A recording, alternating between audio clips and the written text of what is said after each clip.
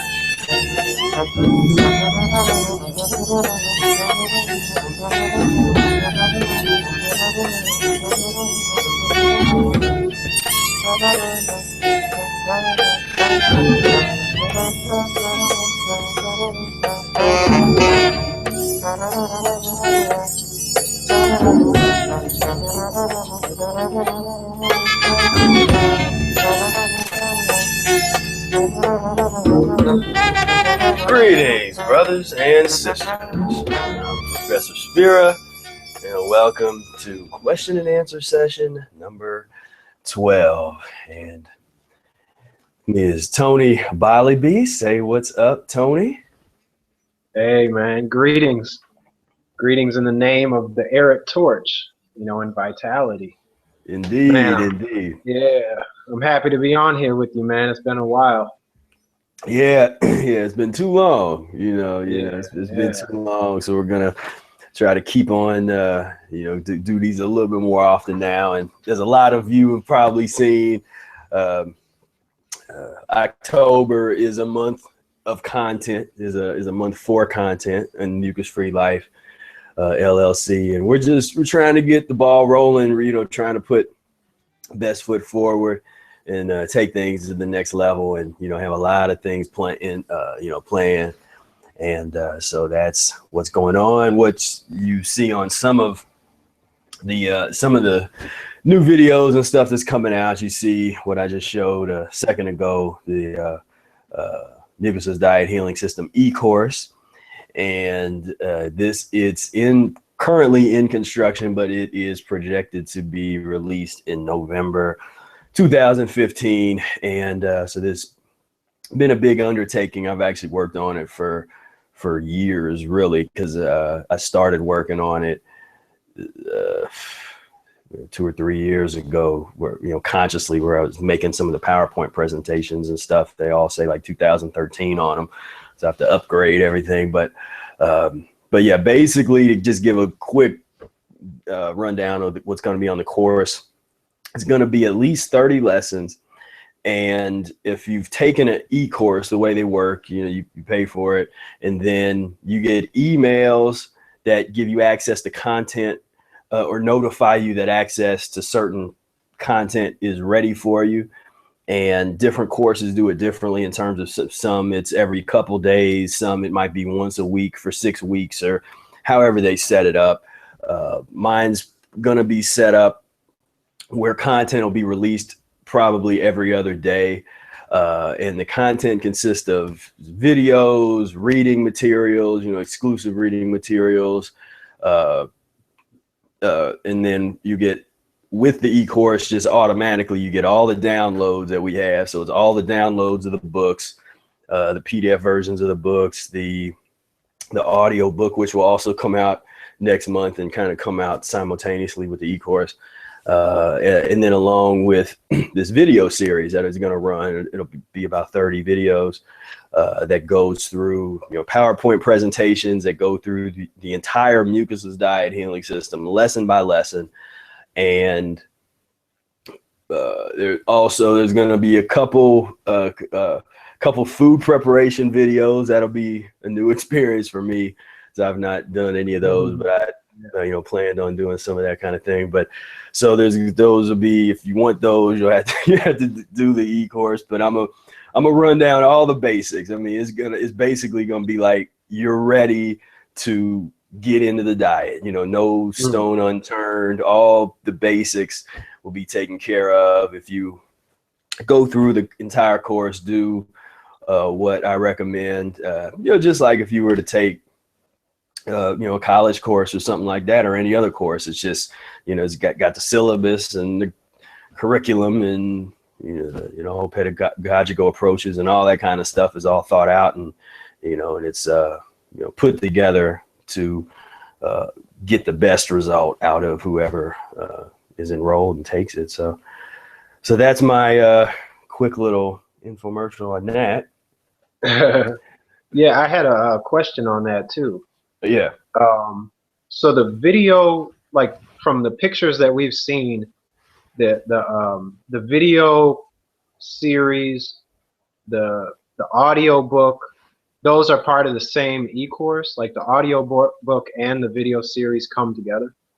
Yeah, that's gonna be in there all together. Now, what I haven't decided is if with the audio book, if I'm going to give it out lesson by lesson, so that you don't kind of skip ahead with the audio book. So if we're going to work on lesson 2 in a couple days, then your homework assignment is here, listen to lesson 2 audio book, and read the chapter, read along with it, or whatever to prepare, and then the lesson 2 video will be a short talk. People don't like the word lecture. I don't think anymore. I still like the word lecture, but it's just a talk with a PowerPoint presentation. That's just like if you were to go to a college lecture or something like that, and the professor uses PowerPoint presentations, kind of go over things. And there will also be some form of it'll be a short assessment after it. You don't get a grade, but it's just for your own benefit. I'll ask questions at the end that you'll be able to answer and say, okay, well, let's basically, even when I first created those questions, I wanted to ask things that really that people either miss or to really solidify certain points. So that's going to be on there. But yeah, so that's just going to be part of it. It's just one of those, with the way a lot of people do the e-courses, you just throw everything that you have in there. You can still buy everything separately. You could buy the audio, the audio book and that kind of stuff. Now, I know one question people are going to ask, well, is there a way for me to add the paperback versions? And that's something I'm still working out, because the main course is going to be all electronic, but I might run promotions where I offer for one price, I would or an additional price or something, I would offer all 5 of the paperback books as well. So that would be like the full thing, all together on there. But so that's where we're at. And yeah, man. I mean, I'm excited, man. Like, cause like when I take the e-course, man, I'm really excited to have the book and the audio book and like go through the text at the same. I've done that for classes where it's like I'll have a book, but I'll also go to the library and get the audio book for that same book, and just combining those two like learning modalities, like the auditory and the reading, is just it just really takes the knowledge so deep, man. It's like I'm really looking forward to it. I'm excited for being able to test that out, man. Yeah. And just get the benefit, because it's like this mucusless diet thing is like, the information is so different that it's I mean, I know you've noticed this too. There's almost like a magic where it's like you can read the book 10 times and it's, if somebody quotes the text, you're like, oh, like, where did you see that? And you're like, so stuff is like, it's like stuff kind of comes in and out and you don't notice everything the first couple times you read it. And nowadays, like what I do now is I'll actually read the book and like look for the stuff that I haven't seen yet. Like I've seen it, but it's not in my consciousness. So I'll be looking through like, okay, I remember that paragraph. I remember that sentence, but this, this 5 sentences right here, this is like some new perspective. you know, so I'm really interested in just this education is really important, you know, and it's really life changing. Yeah, yeah, it's just its time has come. You know, its time has come where, Yeah. because it's one thing where, and I've been there too, where you try to, you know, kind of scrape together as much as you can of all the different free information, all that kind of stuff, and people that want to do that and still be able to do that. You know, but it's a Right, different right. level of commitment. It's a different level of seriousness in a practitioner that says, you know what, like I really want to really get it. Like I really want to understand this. And Right, right. so, like we say, you can read the book and you have to, you know, have to read the book, but you know, why not read the book with me, and, you know, and go Yeah, along, right. you know, go along with it. And so yeah, that's that. And I don't know why the video just checked. The video is I think it's like it's backward the way it's broadcasting out. I have to look into that, I think, because the at least I just, yeah, okay. Technology, you know, the thing is, you know, we care about these things and, you know, always trying to up the game and improve things. You know, I got a new camera that I'm hoping will, it's hard to improve the quality when the upload speed is real low. You know, here in the States, internet connection speed, you're very limited, and there's, for whatever reason, they keep the upload speeds really low. At the most that you can spend, they're really low, and the download speeds are always a little bit faster. But so, all right, well, let's get to some of these questions. And first question I will address is from Erica, and this was some time ago. Some of these questions have kind of come in over the past month, so they've probably been maybe addressed a little bit on the forum, but they're still good questions. And Erica wrote, even though I feel better, I still have mucus around my throat. It's not bad, but it seems like it is going to take at least to the end of the week to be back to normal. I still continue to drink hot lemon water, honey, and ginger. Can anybody tell me how long it takes to totally get rid of the mucus out of the throat or facial area? I am still eating soups and juicing until I feel completely better. So the thing about time is that's the one element that you cannot predetermine whatsoever. You cannot, you know, figure out ahead of time how long something is going to take.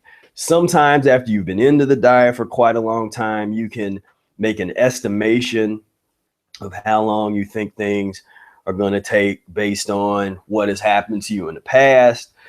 Yet still, that's not always going to be the best gauge.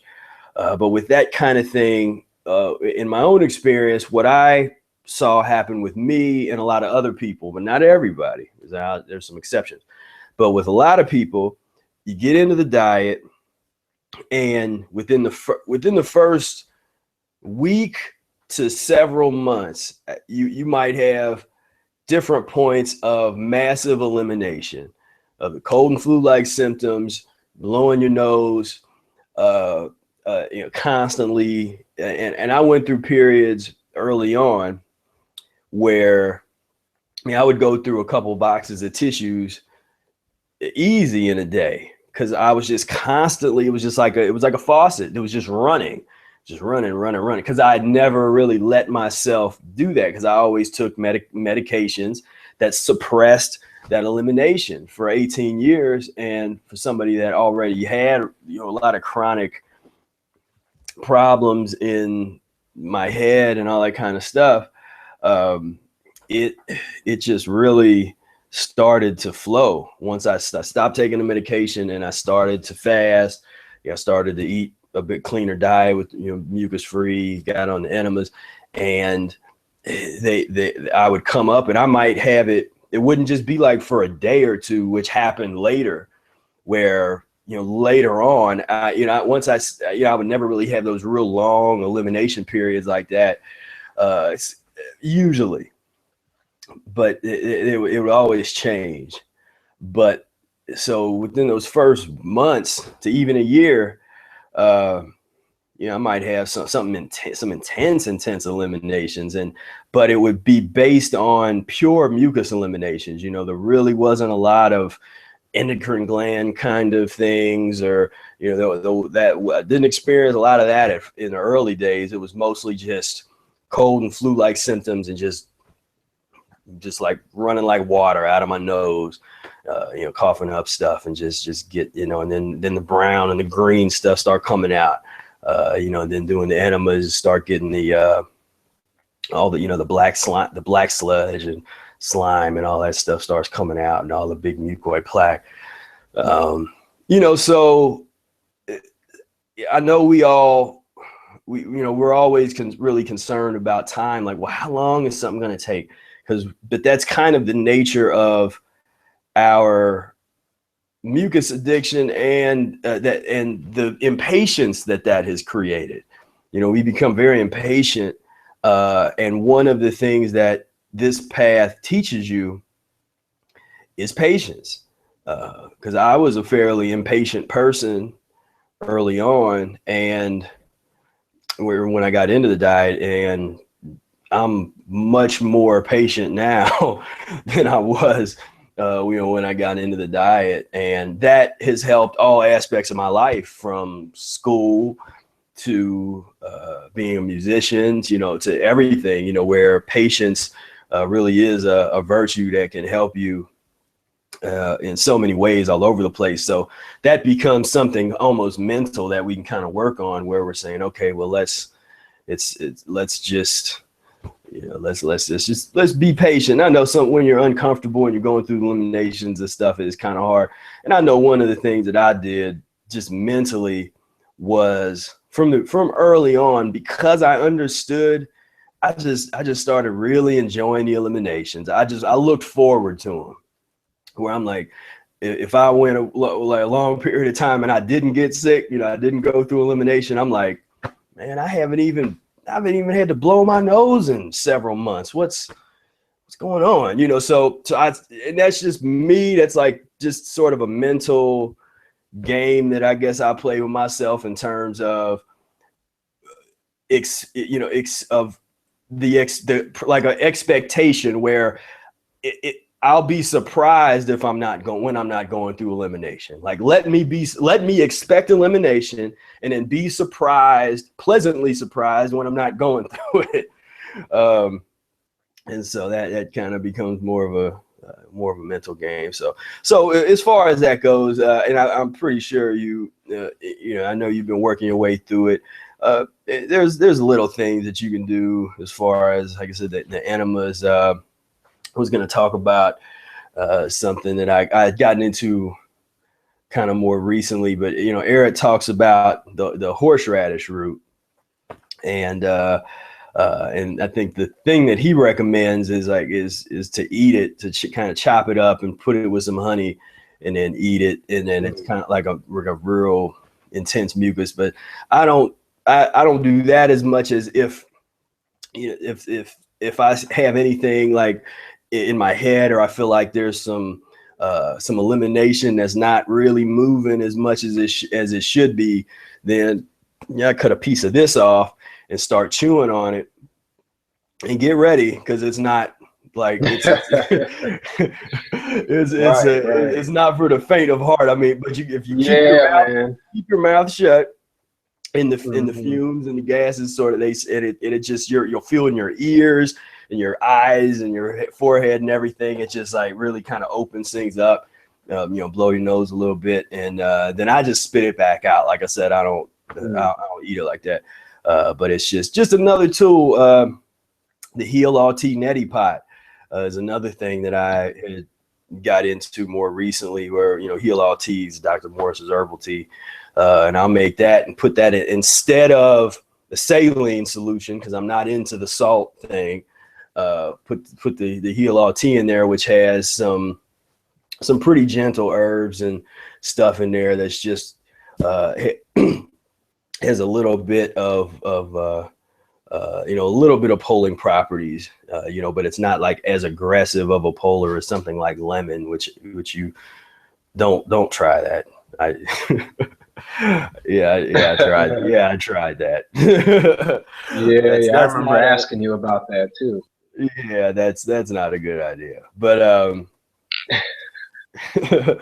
but because it's just Yeah, way too somebody had to sensitive. try it, man. Somebody had to Yeah. test I mean, that's the kind of thing that, I mean, that's why we know what we know, and we can right. kind of give people advice to say, well, like, okay, we've been there and done that, so like, here, this worked pretty well, and this might work well for you. This didn't work too well, so just don't even mess with that.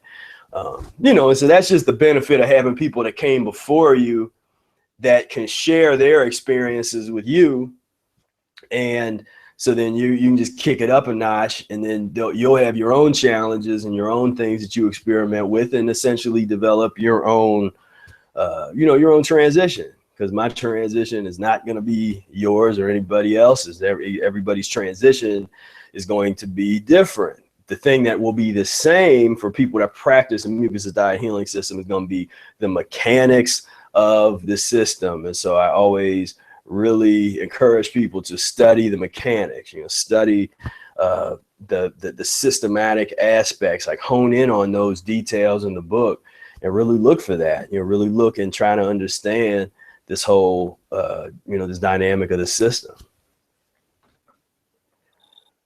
And so, yeah, so that, you got anything to add on the mucus? I mean, this was about mucus in the throat, which is, Right, right. it's just about, you know, Mucusless Diet Healing System. You just, the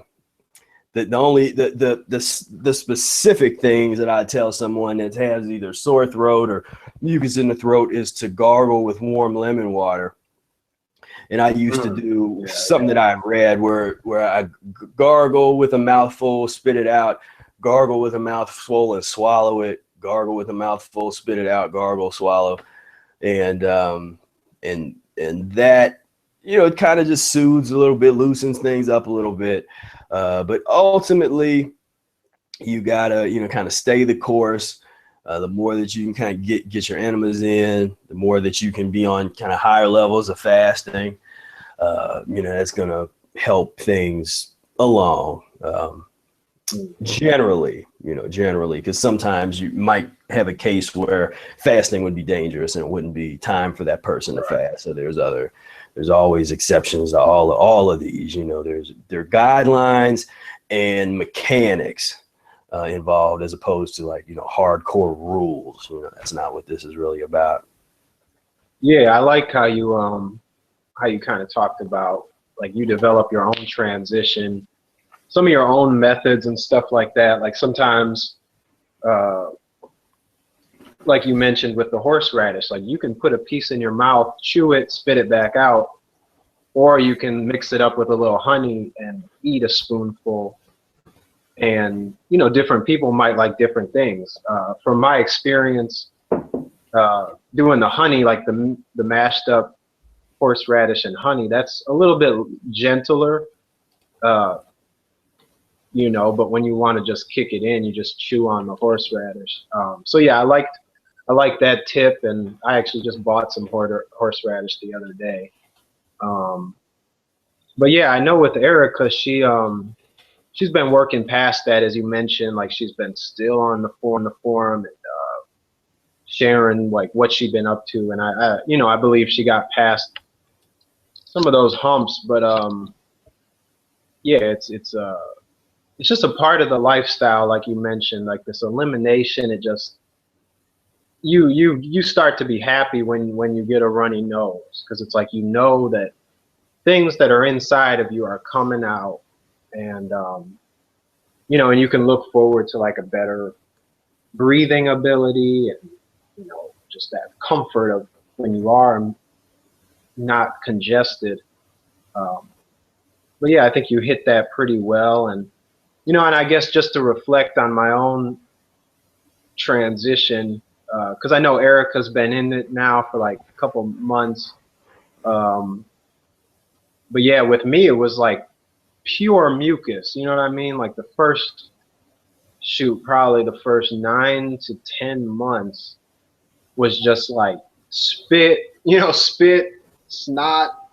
It was just pure mucus, earwax. It was just coming out, and and it was like you have your ups and downs, because sometimes you can have an elimination where you're blowing your nose, but your vitality is up. You might be like feeling good, and then other times it's like it really takes you down, and you kind of got to chill back, more like a sick vibe, like you're actually sick. But for the most part, my elimination has been like mucus coming out, but I still feel good. It's like I don't have the sick feeling. So that's usually like something you can look forward to in the beginning, is like the sick moments kind of come and go. But for the most part, the elimination is just happening, but you're not actually sick. So in that context, so but yeah. I don't have too much more to add on that. It's that's part of the gateway. That's one of the the doors that you get to go through, is some of these eliminations. Right. Yeah. All right. So let's move on to the next question here, and this was Doug. Ask, would you say it's more important to stay mucusless and eat much larger quantities if you have cravings for mucus forming foods, or to just go for the mucus or mucus lean option with a raw salad straight away and not over consume? That's a good question. I've experimented a lot with that over the years. If I was to address Eric, I would maybe say that Eric would, I don't know. It's well, a lot of it just depends on where you at physiologically. But based on a couple of things Eric said, he mentioned that it's best to have smaller quantities of food, and kind of smaller quantities less frequently, as opposed to eating large quantities. However, he also said that if you're eating mucus-free, you don't have to, don't be super restrictive, or you don't have to be. I mean, don't go overboard. But if you want to have a huge salad, have a huge salad. Or if you want to have some, vegetables, kind of eat cooked vegetables or something with your salad, just go ahead and eat your full. It's mucus-free. And the question is, how well do things eliminate? Does it take like a couple days to eliminate a big mucus-free meal, or have you combined them properly that even though it might be kind of big, most of it's eliminating, within 24 hours? That is really what I'd be looking at. I always look to ask the question, how is it eliminating? More so than worrying too much about the quantity and that kind of thing. Now, with that said, overeating is not good. I don't recommend.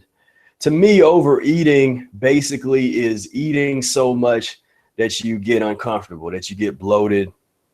So, and that's going to be kind of different for everybody's physiology, and change as your physiology changes.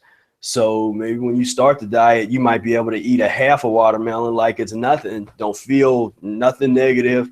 It's just like, that was good. Then you get a little bit more advanced, and now you can only, if you eat a whole half, you would feel so bloated. Now you're overeating. But if you eat a quarter of a watermelon, that's enough. Then you go through periods where a handful of something is enough. A handful of grapes, and that's a great meal. What I tend to find with me personally is that my fruit meals are almost perfect in terms of just, I never really overeat, and I do everything by the book when it comes to the fruit. Once I start getting into the vegetable kingdom, that's when it's a little more challenging to stay, keep things mucus-free and, stay right down the middle, because the vegetable, and a lot of that is, if we are fruit, biologically fruit eaters, it makes sense that the fruit by itself, when we have just a piece of fruit, we don't have to, we have to mix it with a lot of things. We shouldn't. The cleaner we get, we don't have to combine it with a bunch of stuff or whatever. We just eat it, and that's good. I don't have to put chocolate sauce and caramel on my apple. I can just eat my apple. I have to put ketchup on my grapes and stuff. but when I'm eating vegetables, right. like it is hard. It is hard. Like I have to make a specific effort to eat, just like a totally dry salad with no dressing on it, with no. Usually, if I have something that's dry, then I'm doing it for a specific elimination purpose, where I'm trying to kick it up a notch, because now that's like raw mucuses level, and and I might just be walking around with celery sticks and bags of spinach or something like that, and that's it. Like that's the extent of that kind of thing. But once I start getting into, okay, let's get the dressings going, then okay, well now maybe a little tomato sauce here. Well, let's bake up the vegetables. It just kind of it adds on, because the dry salad by itself, at least that's just for me. So other people might love it, but for me, the dry salad, a salad in general is not as pleasurable as eating some fruit, or having some fruit juice or something like that. But it's necessary for my elimination, so I got to eat it at some point. And then some people will be like, well, you think you have to eat it. Like, well, yes, I think I have to eat it. But it was transitioning. And so I would say it's one of those things where you really do have to just look at your own physiology and then kind of experiment. My personal general response would be, I would rather see somebody eat a really large mucus-free meal than to have any mucus at all, the small mucus leans. But the key with the mucus lean is that it's gotta just be combined with the raw salad regardless.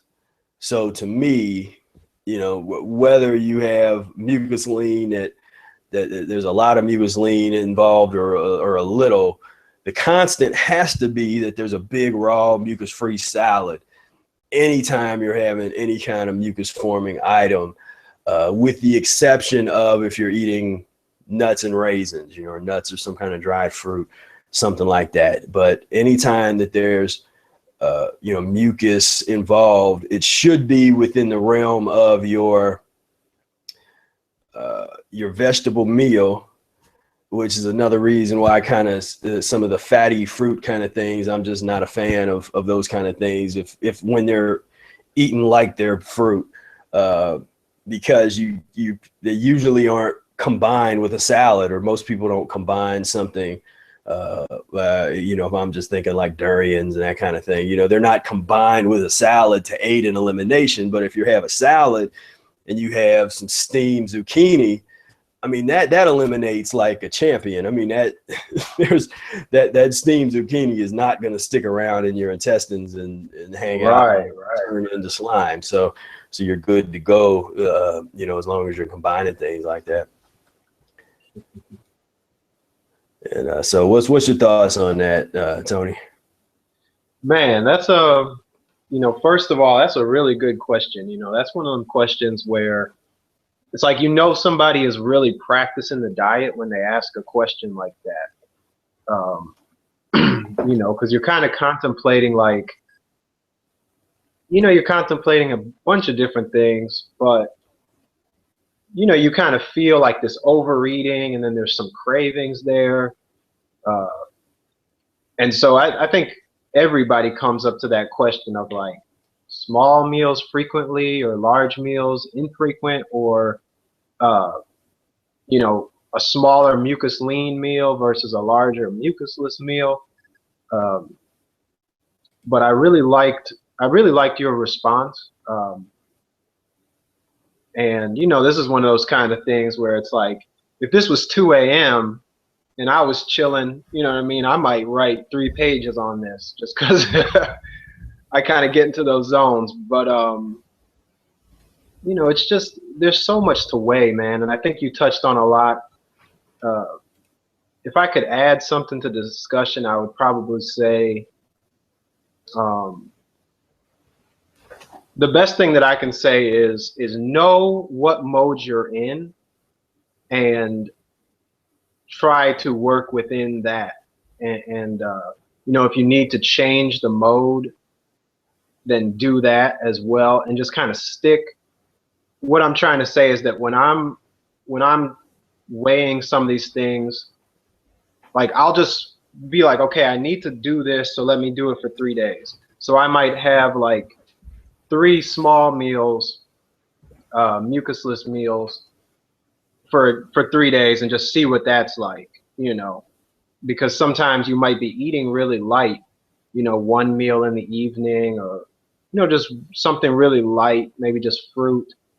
And you're starting to feel like I want more, but when I eat, I overeat. And so it's kind of this, that's the piece that this question can really resolve, is like, instead of hitting the wall when you do have cravings or when you do want more, just say to yourself, like, okay, for 3 days, I'm just gonna eat, you know, a larger lunch, or I'm gonna throw in some more frequent, smaller meals.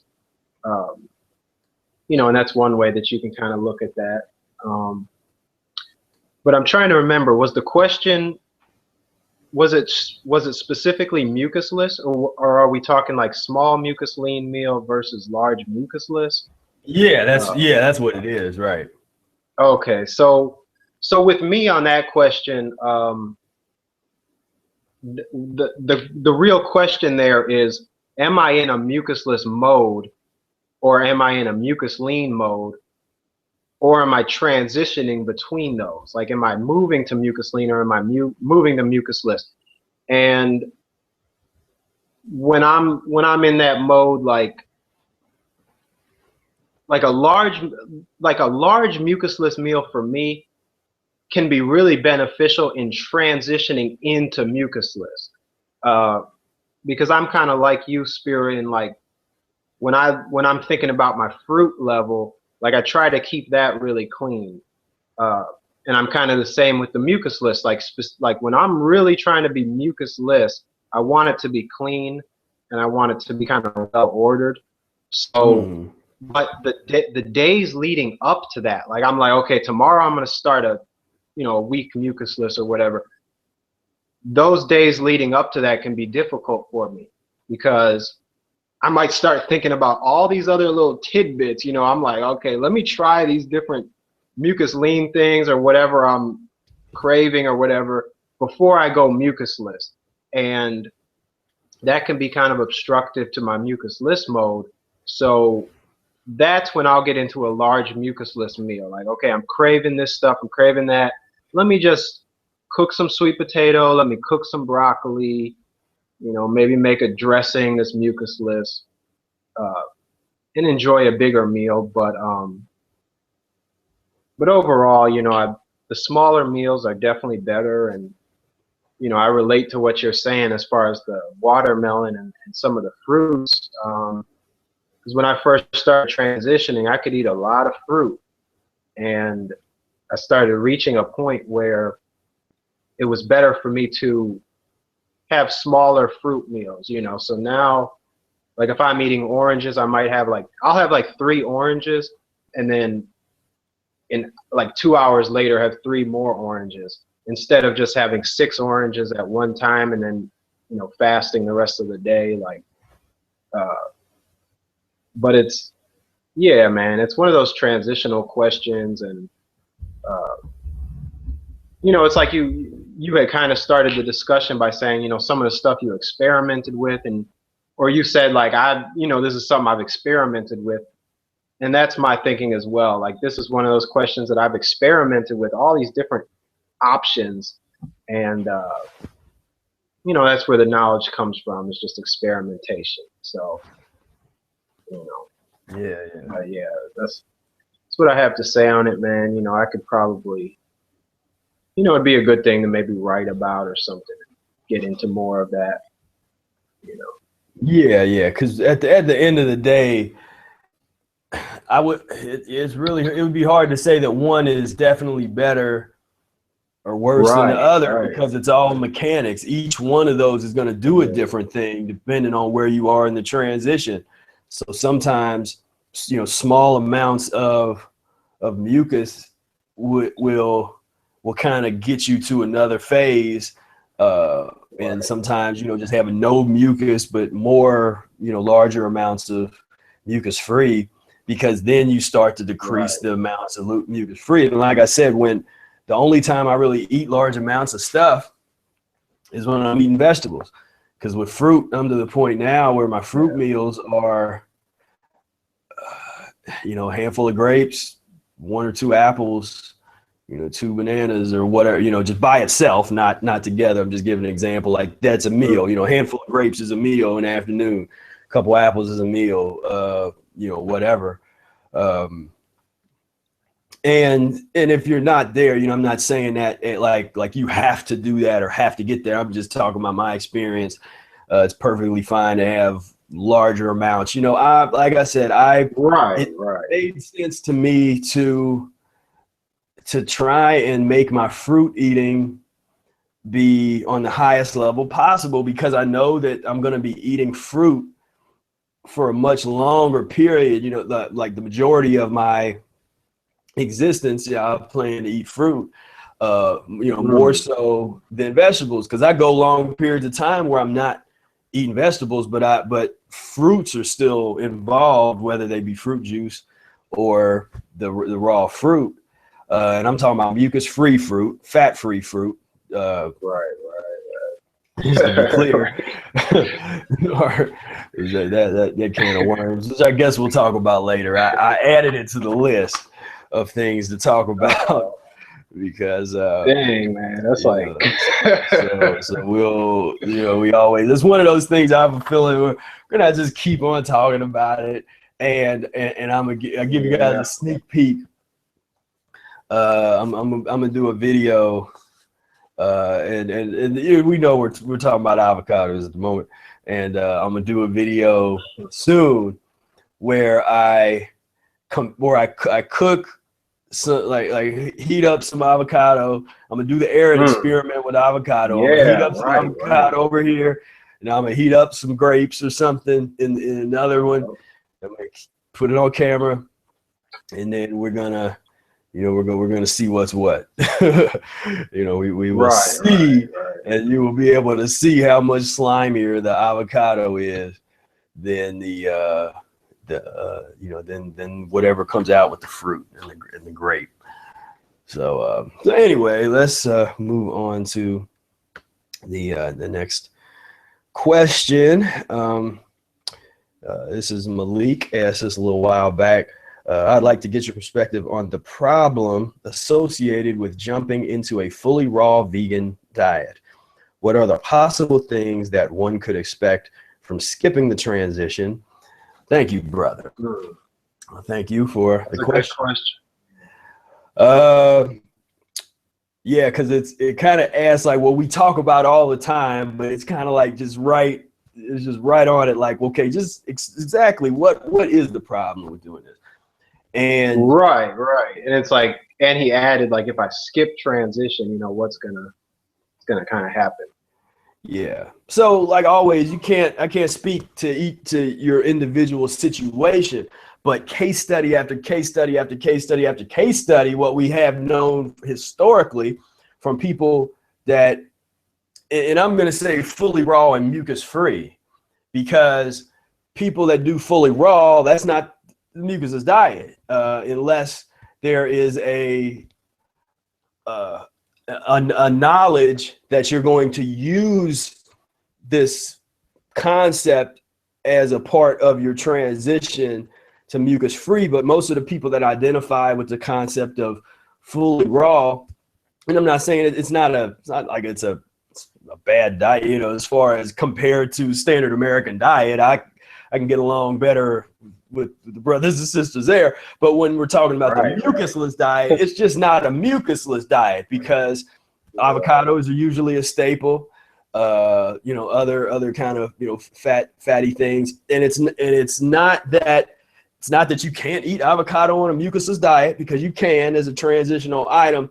It's just not something that you are comfortable with, acting like you're going to eat it for the rest of your life, or thinking that, and then there's no system involved. Usually when you're talking about like, fully raw, that kind of thing, it's not like this transitional system. It's just, well, here, go raw, and here are the foods. And then the people that kind of promote it, they were like, well, here's the stuff that I make for me.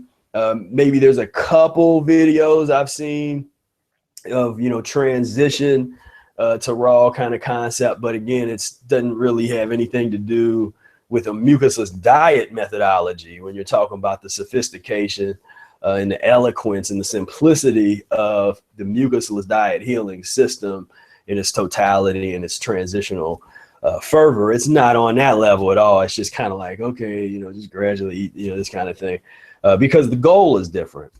But as far as what happens to people, if you read my article on the art of transition, that's on mucusfreelife.com blog, look at Dr. Stanley Bass, look at the case study of Steve Jobs, and then look at, and there's many more. What's his name? Ashton Kutcher, who, he thought he was going to be cute just trying to eat nothing but fruit, which basically is what we're talking about. I mean, when people try to skip over the transition, and that's what happens. He ended up in an ambulance going to the hospital.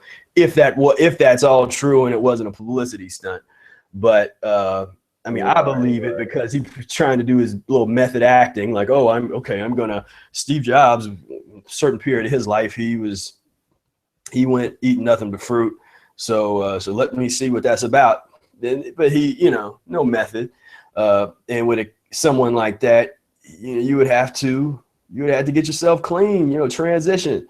Probably wasn't doing any enemas. So he's got, 32 feet of all kinds of, meat products and the dairy and all that kind of stuff. So overnight he probably went from eating all of, the Hollywood diet to eat nothing but fruit. And then when you pass out and you end up in the ambulance, you wonder what's wrong. Stanley Bass lost all his teeth. That's another thing that happens that generally consistently happens to people that don't transition slow enough. And then again, they want to blame the diet and be like, oh man, I know people that lost their teeth doing that.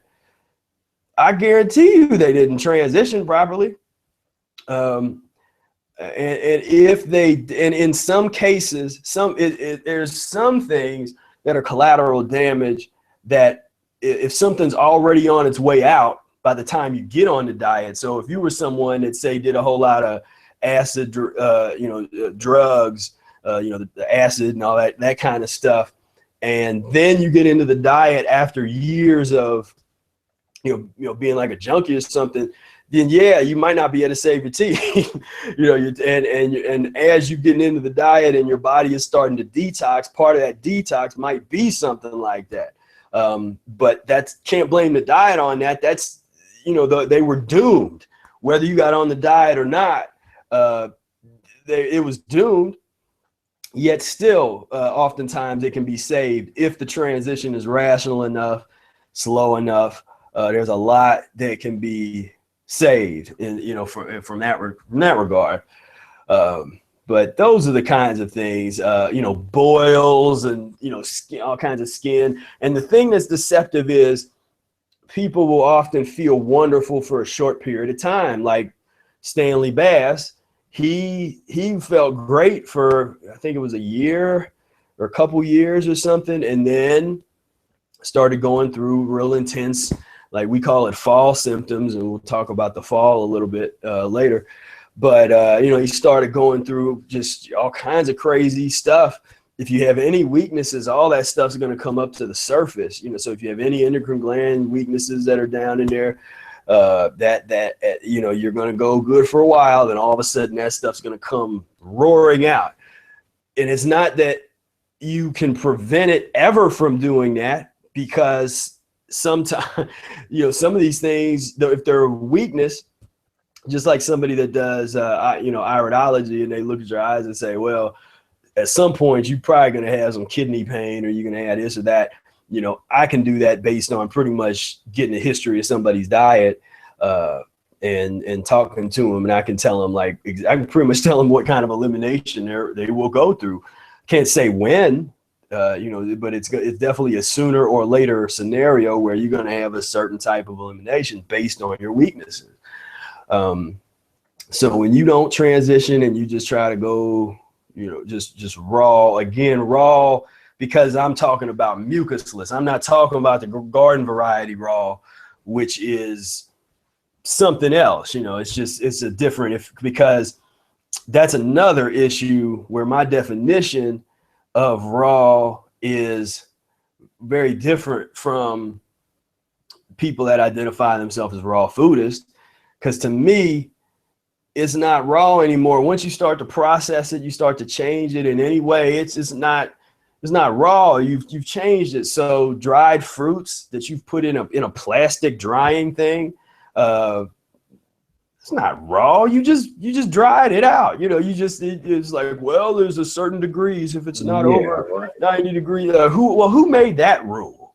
Like, right. I mean, who made that up? Because it's like, I've tried to get into that discussion with people, and it's like, for me, it's just basic logic that it can't be raw if you did that. And it's not even, you know, it's not even an emotional thing. It's just, it's not raw. So, you know, and I've never really gotten like a solid argument against that. It's just people just really it's like they really, really want it to be raw. You know what I mean? It's like, I wish this cracker was raw. You know what I mean? And so let me, you know, slow cook it, and let me just call it raw. Like, forget that, you know. This cracker's coming with me. Like, I'm taking this cracker. I'm taking this, you know, these different, like a raw pita bread or whatever it is, you know. And actually nowadays, man, they got raw bread loaves. They got raw, like, you know, you could blend up some raw chickpeas or something. Like, you could do a lot of things to be raw it has nothing to do with, like you said, a mucusless consciousness.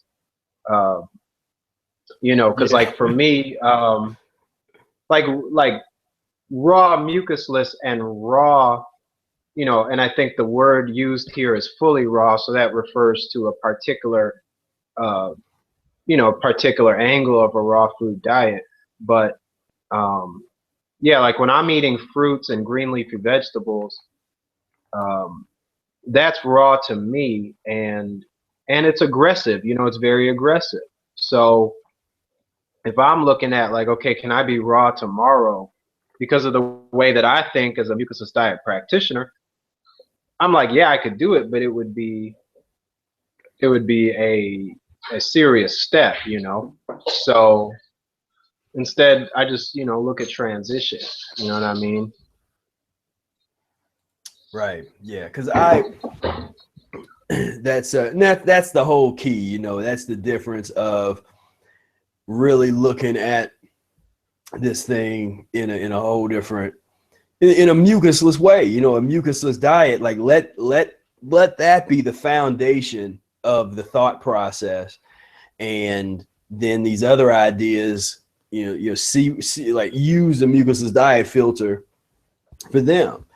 And so yeah, but that's a good point about all those concoctions that they're making, and the you know, uncooked. You know, I mean, you're better off getting Betty Crocker regular old cookbook and steal ideas out of there that you can make mucusless than to get like an uncooked book. And that might be controversial to people, but that's true. When I look at an uncooked book, because the raw stuff shouldn't have to be I've prepared. had that same success. Because if you look at a raw cookbook, there is something that has 1 million ingredients in it, and it's like, okay, get your Vitamix, blend this and do this and make make this crust and Right. take these and take these nuts and do this and take that, and, you know, and this, put this avocado in. It's like, when I'm on that level with the raw, just give me some spinach, celery, and sometimes that's enough. And then if I'm gonna put, you know, some green red peppers or whatever, you know, just keep it real simple. I mean, it's not right. It's not hard to be raw mucusless. It doesn't take a lot of thought process. It's just, it's such a step up from fully raw and that dynamic that it's like, yeah, I mean, it's for most you just people. You can't connect them. You know what I mean? It's like, you can't just be like, you know, I'm going to just go raw. And so I'm just going to throw in the mucusless concept. No, that's like setting yourself up in front of a gun range. It's like, no, you don't, you can't just throw in the mucusless concept and be like, yeah, I'm going to skip transition and be raw. You know, and I know that's what the brother wasn't asking it like in an arrogant way. He was asking it for information. Yeah. You know, and it's just really interesting, man, because like that piece about the cookbook, that's really interesting because part of what we're talking about is satisfaction. You know what I mean? And when I look at a raw cookbook or an uncooked book, the satisfaction will be based on like the nut pate or the, like you said, the avocados. And I can't like transitionally, that's not where I'm looking for my satisfaction. So if I have some steamed broccoli, you know, after being in a raw period, like raw mucusless or on a fruit diet or whatever, I'll get my satiation first from some cooked mucusless veggies. And it's like you said about the zucchini. Like a zucchini is not going to stay around in your stomach, and it's not going to leave behind the slime. But at the same time, there's a satisfaction that you get from the cooked food, and there, you know, and not just to say, oh, you know, cooked food is this good thing, but we could weigh some things like, okay, the satisfaction from a cooked broccoli or the satisfaction from, you know, like a couple handfuls of nuts, which if we look at that in terms of, which have still been prepared, nuts, because yeah, like, still prepared, true. In some way, they didn't just take them and dig them up, and just they either you know, sprouted them or roasted them or whatever. I guess the raw folks don't roast their. I don't know what they, you know. Well, you can get raw nuts, but the issue with that is that they're not truly fresh, and so there's some digestive issues. Yeah, I mean, they don't. They digest much associated. worse than if you were to just have some, you know, some roasted nuts or something like that. Right. You know, and so, you know, so yeah, it's just it's yeah, an interesting. And so, right. So going down that same line is like, you know, if you have cooked broccoli, that is at least behind less residue versus just being raw and having all these nuts and stuff like that. But, you know, I've been to the restaurants where you can get the raw meals, and that's fine, you know what I mean? But I don't consider it like mucusless. It's like, it's a enjoyment. It's an occasional meal. And then you say, okay, you know, I'm with some raw people or whatever, so, or I'm at a raw restaurant, I can get, you know, let me just get something I don't usually get. Like, you know, they got all kinds of stuff now, like raw pizza, raw lasagna, whatever it is. And you know what I mean? So it's fine like that, and yet it digests okay, it eliminates okay. But we, you know, with the mucusless diet, we don't think in terms of, you know, like, oh, I ate raw, and so therefore, you know, I did something special. It's not like that, you know, and that's a contention that I have too with the raw foodism, where there's an activism behind it, and the activism is okay, you know, if somebody wants to do that, but there is nothing like you could eat, you know, a whole bunch of nuts and avocados and stuff like that all day long, and it doesn't really mean that you are eliminating years of waste in the system. You know, so it's fine occasionally or whatever, just to enjoy yourself and stuff like that. But to make it like a social thing where it's like, yeah, we all are eating raw by any means necessary, and then therefore we're cool, we're advanced, we're like this whole level of, you know, activist progressive change. And, you know, I just think that that whole dynamic could be, I think that when we talk about the raw foodism and you know, the raw foodists get so offended, I think it's because we're really touching on that. You know what I mean? We're really touching on the desire to see yourself as something special in that way. And so there's an offense, you know, people get very offended when you talk about raw foodism in the way that we talk about it, you know. So it's you know, so there's some of those things too that I've thought about with that. Yeah, that was we had a mucus-free Dr. Phil moment, boy. You just nailed you just hit on something, man. That was good, man. You know, you kind of hit on you didn't even know it. You just like, huh? You know, nah, but I mean, but that's like you would say, you know, they want to feel special.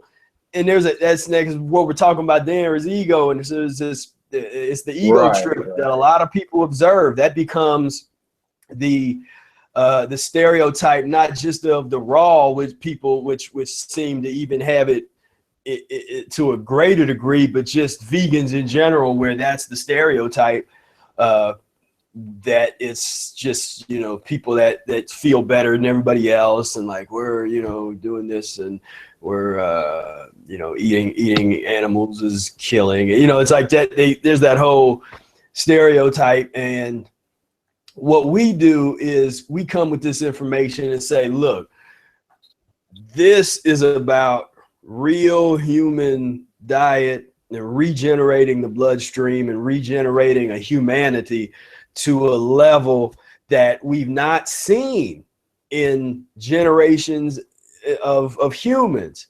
This is a different task to undertake.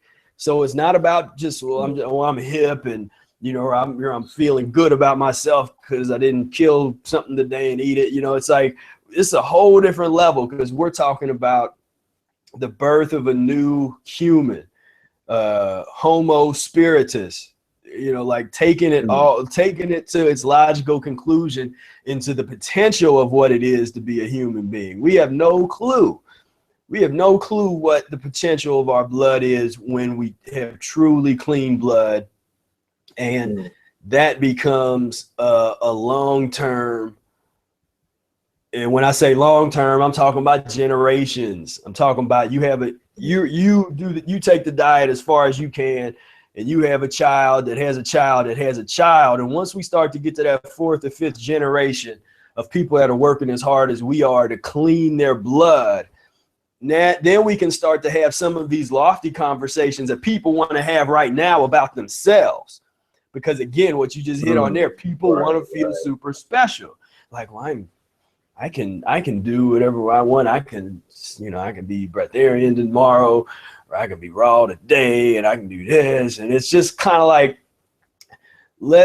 one of the things that I noticed that I did early on was, I mean, I looked in the mirror and took a really, really hard look in the mirror and that is, I used to do those mirror meditations where you like look, you stare at your third eye in the mirror, and you're like in the dark, and you got a little candle and stuff, and you can start to see your face, you like shape shift and all that, that kind of stuff.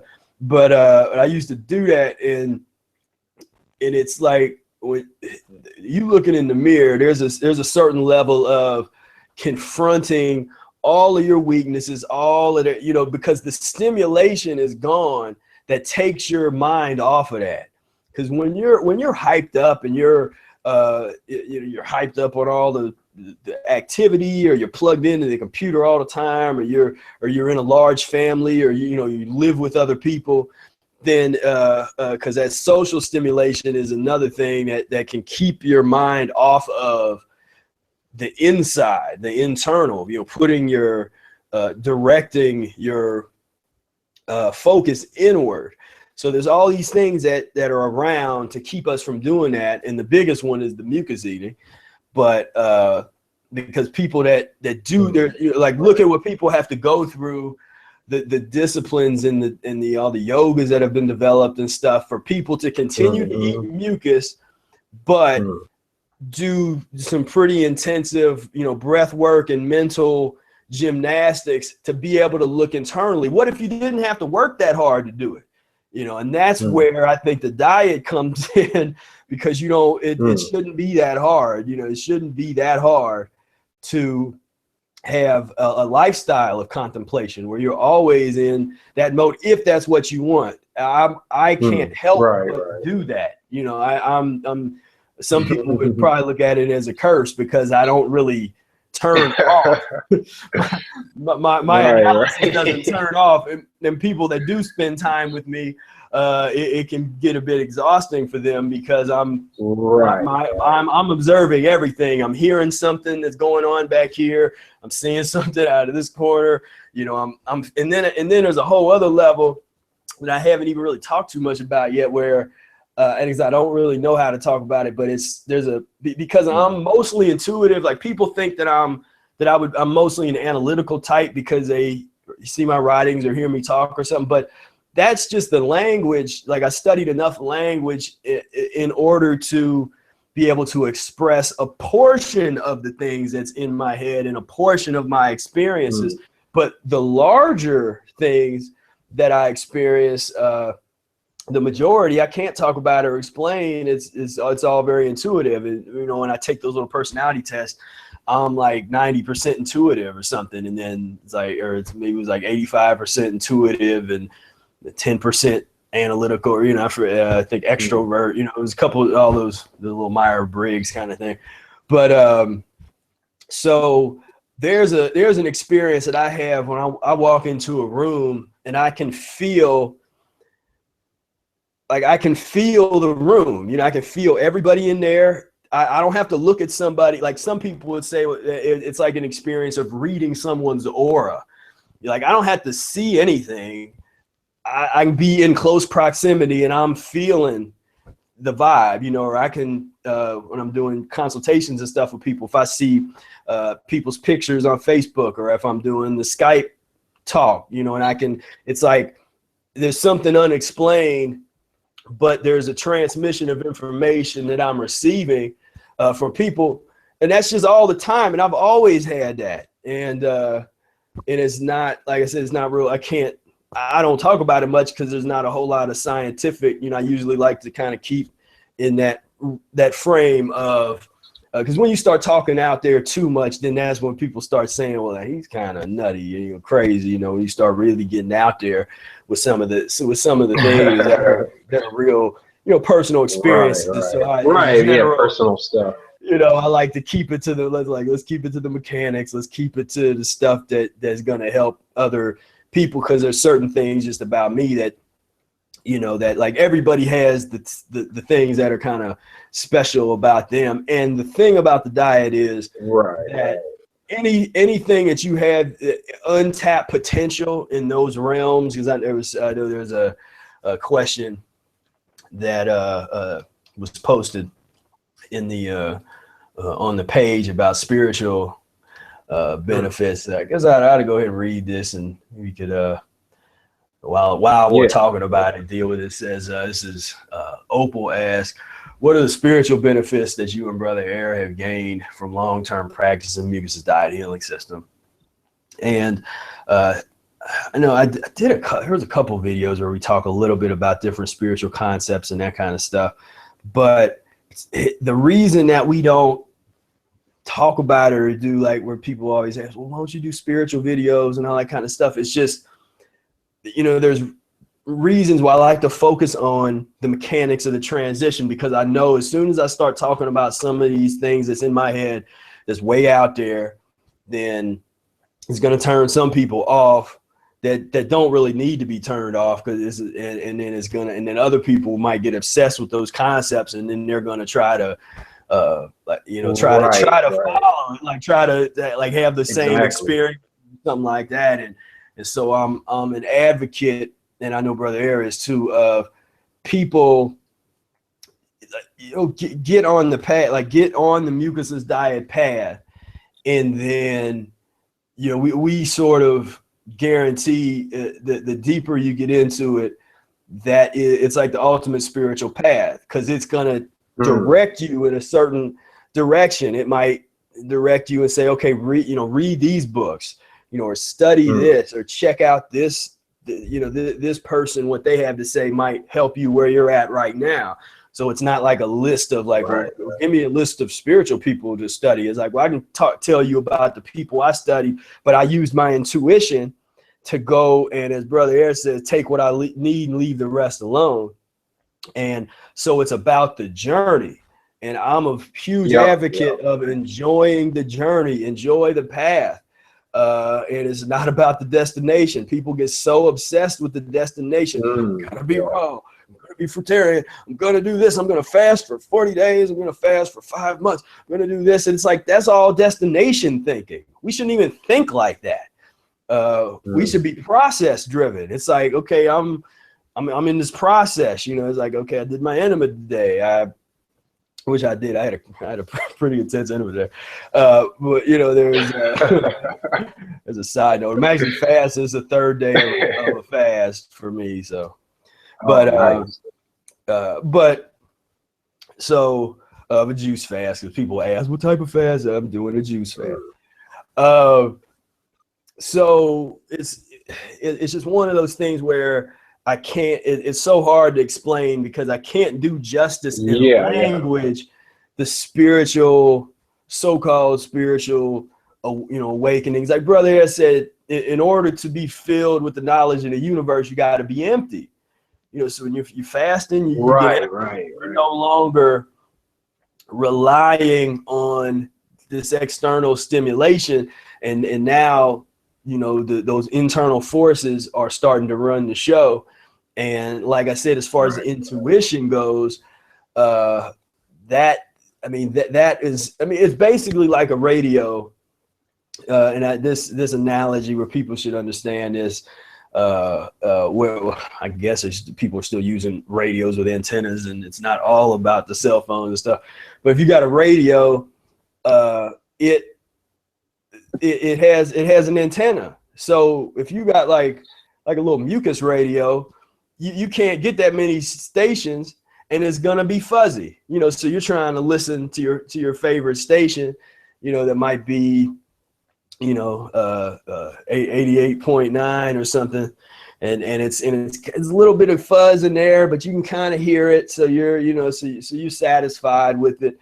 But being on the mucusless diet is like getting a huge antenna for that radio, or really a brand new radio with a way better antenna, and it's crystal clear. The messages that you're getting, the information that's coming in on the wavelength, because that's all radio is it's converting vibrations into something that we can hear. So it's just converting vibration, certain kind of vibration into another kind of vibration.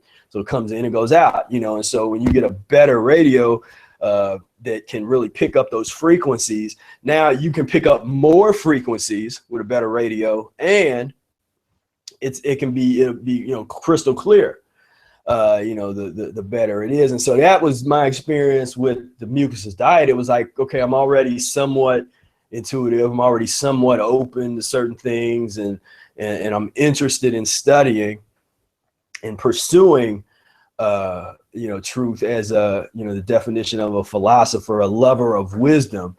And I've been particularly interested in wisdom teachings over the years, more so than anything else, more so than some people really get off into the science. And I've studied science through a philosophical standpoint, but it was always going toward that same goal, that same place of understanding things. And there was a lot of, as I got deeper into the diet, there was a lot of questions I had that hadn't been addressed by, by the many philosophers that you can study in your academic community, or the theologians and the different theological traditions, and because I studied all that. I mean, I went through periods. That's one big thing with the diet with me.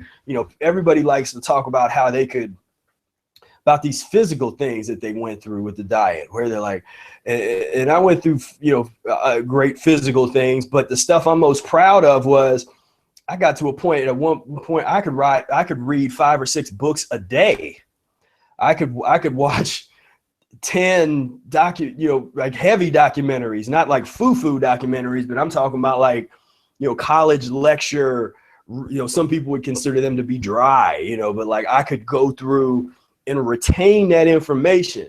So for me, the thing that I kind of like the most about that whole process, it wasn't about being able to go in the weight room and do this or run or anything. Like I really, really, really like that my ability, they say, one definition of intelligence is the ability to learn something.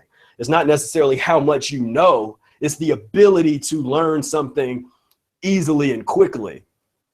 And so I was able to just pick things up because I already have it was almost like the intuition was meeting the brain capacity, and they were coming together, and it was like I could just pick up whatever I wanted real quick.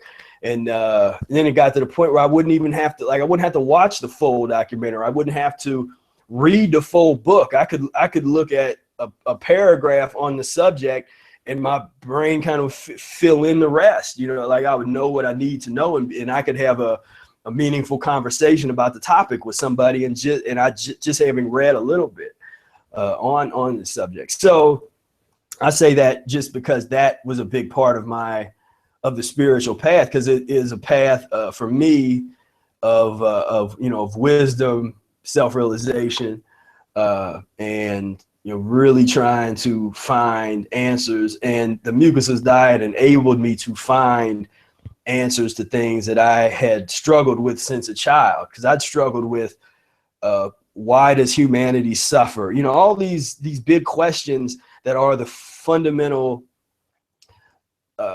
philosophical quandaries that have been explored for millennia. And I was not satisfied with the answers that they gave. And so they might say some good things here and there, but I didn't see anybody that was really nailing it until I got into the Mucusless diet. And then it was revealed. It was like, okay, this is what I was searching for. This was the information that is lacking all over the place. And this is the missing key for a humanity that has lost its way, that has, as Eric says, lost humans that have lost their reason. Why are you here? They've lost it. They lost their reason because you're not here to, shoot people and animals and do drone strikes and rape people. You're not here for that, but pus and mucus society has fostered an entire world of people that's lost their reason. They've lost it. They've just lost it. And I knew that. I didn't know what. All I knew was something was wrong from a very young age. I knew something was 100% wrong. And no matter what I studied of any religious text, of any philosopher, I did not find an answer until I got into Professor Arnold Ehret's works. And so that is that's my piece on that. Like I said, man, that's powerful, man. And so that's my 2 cents on the subject. Yeah. I really liked what you had to say in the beginning, because I've noticed that you and Brother Air kind of foster like a certain level of open-mindedness about like the personal part of this journey. And that's been, I just found that to be like very helpful in my own transition, because, you know, there was times where I was going through things and kind of searching spiritually, kind of doing like looking at something on a spiritual level. And when I would talk to you and Brother Air, it's like you guys would kind of give me some of your own experiences, but also kind of leave the door open, like always kind of leaving it open for, you know, us each individually to have an experience. And, you know, you, along that same vine, like it's a really good point to not put forward some of those concepts, because like you said, like some people will be turned off, but even more dangerously, some people will hold on to the concept. Mm-hmm. And it's like, no, that's my experience that I'm questioning, and if you adopt it, I might throw it out tomorrow. You know what I mean? So don't adopt. Like there's some parts of this stuff where it's like when you're going into uncharted territories, when you're going into new worlds, it's like you just have to have a very flexible consciousness to like hold on to a concept, and then you also have to let it go, because that spiritual experience is really the letting go part of it. You know, that's when you really like, you know, your consciousness just kind of expands, and you can't really teach. You can teach somebody to let stuff go, but you know, it's difficult to do that once you're sharing concepts. You know, I've learned that from my own experience.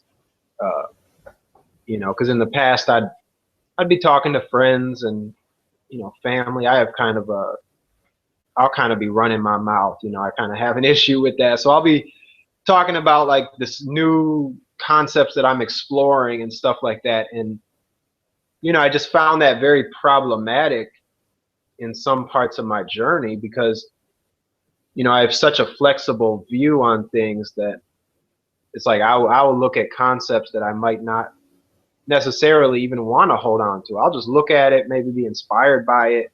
But the minute I tell somebody, they're like, oh, Tony, you know, thinks this. And Tony is like, you know, so there's that part. But yeah, I guess to talk about some of my own spiritual experiences with the diet is the most profound that I've had. Well, one of the most profound experiences that I've had on the diet that I've never said publicly before. When I was in my second year of transitioning, it was actually my longest lemonade fast. It was about 5.5 days, like getting into the 6th day that I had ended up breaking it.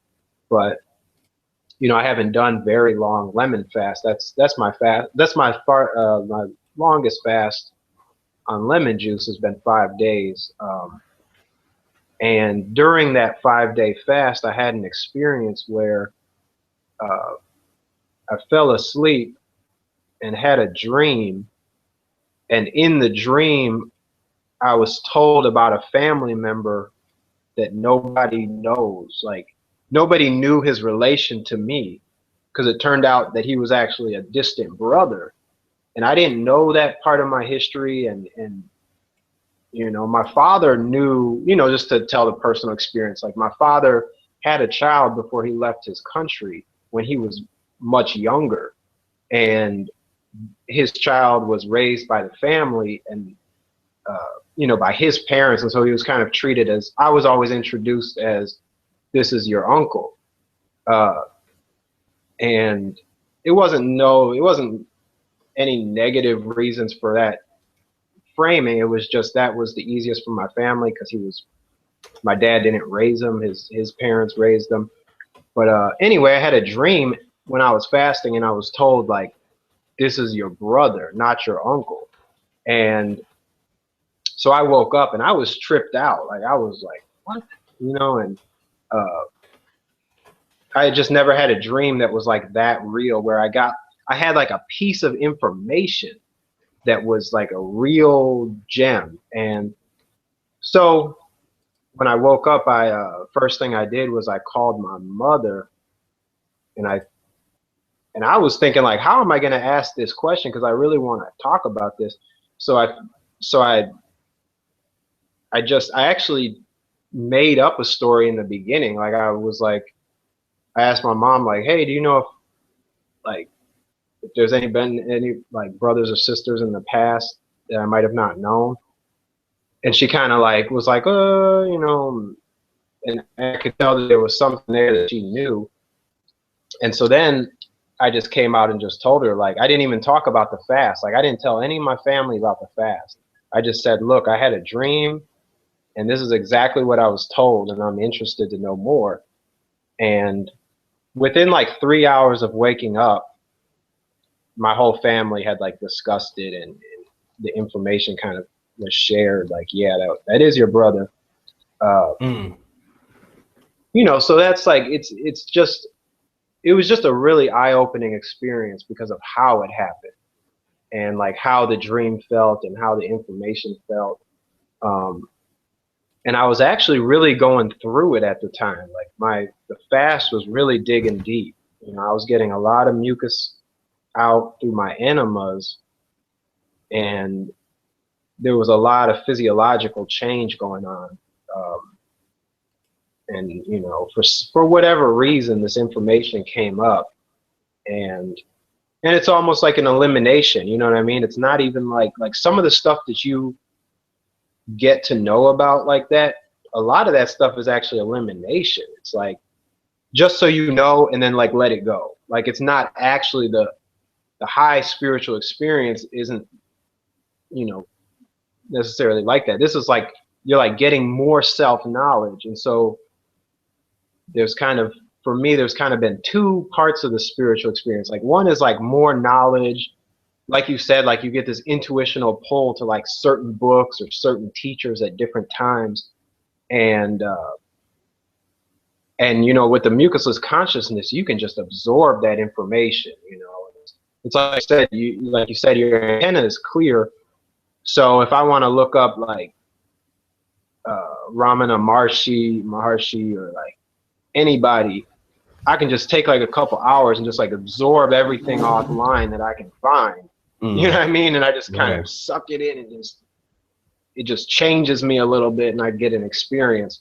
But all this knowledge that you can gain, and not only book learning, you know what I mean? When you start getting clean, like you're going to meet people, you're going to just have different experiences that are all like giving you information. And that's one side of it. And then the other side is like you were talking about in the beginning of the video with like patience. Like there's certain virtues, patience and you know, virtue and order and hygiene, and you know, different types of not just hygiene of the body, but cleanliness and different virtues. That's almost like a whole nother level where it's like, okay, I'm going to take all this knowledge that's coming to me, all this like knowledge that I'm only getting because I'm getting cleaner.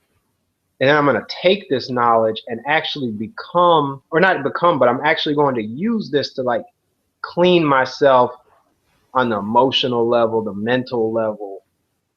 And you just keep, it's like the spiritual thing is, you know, I question if there's even a destination to the spirituality, man. It's like, because I'm really, you know, I'm personally really fascinated by the concepts of enlightenment.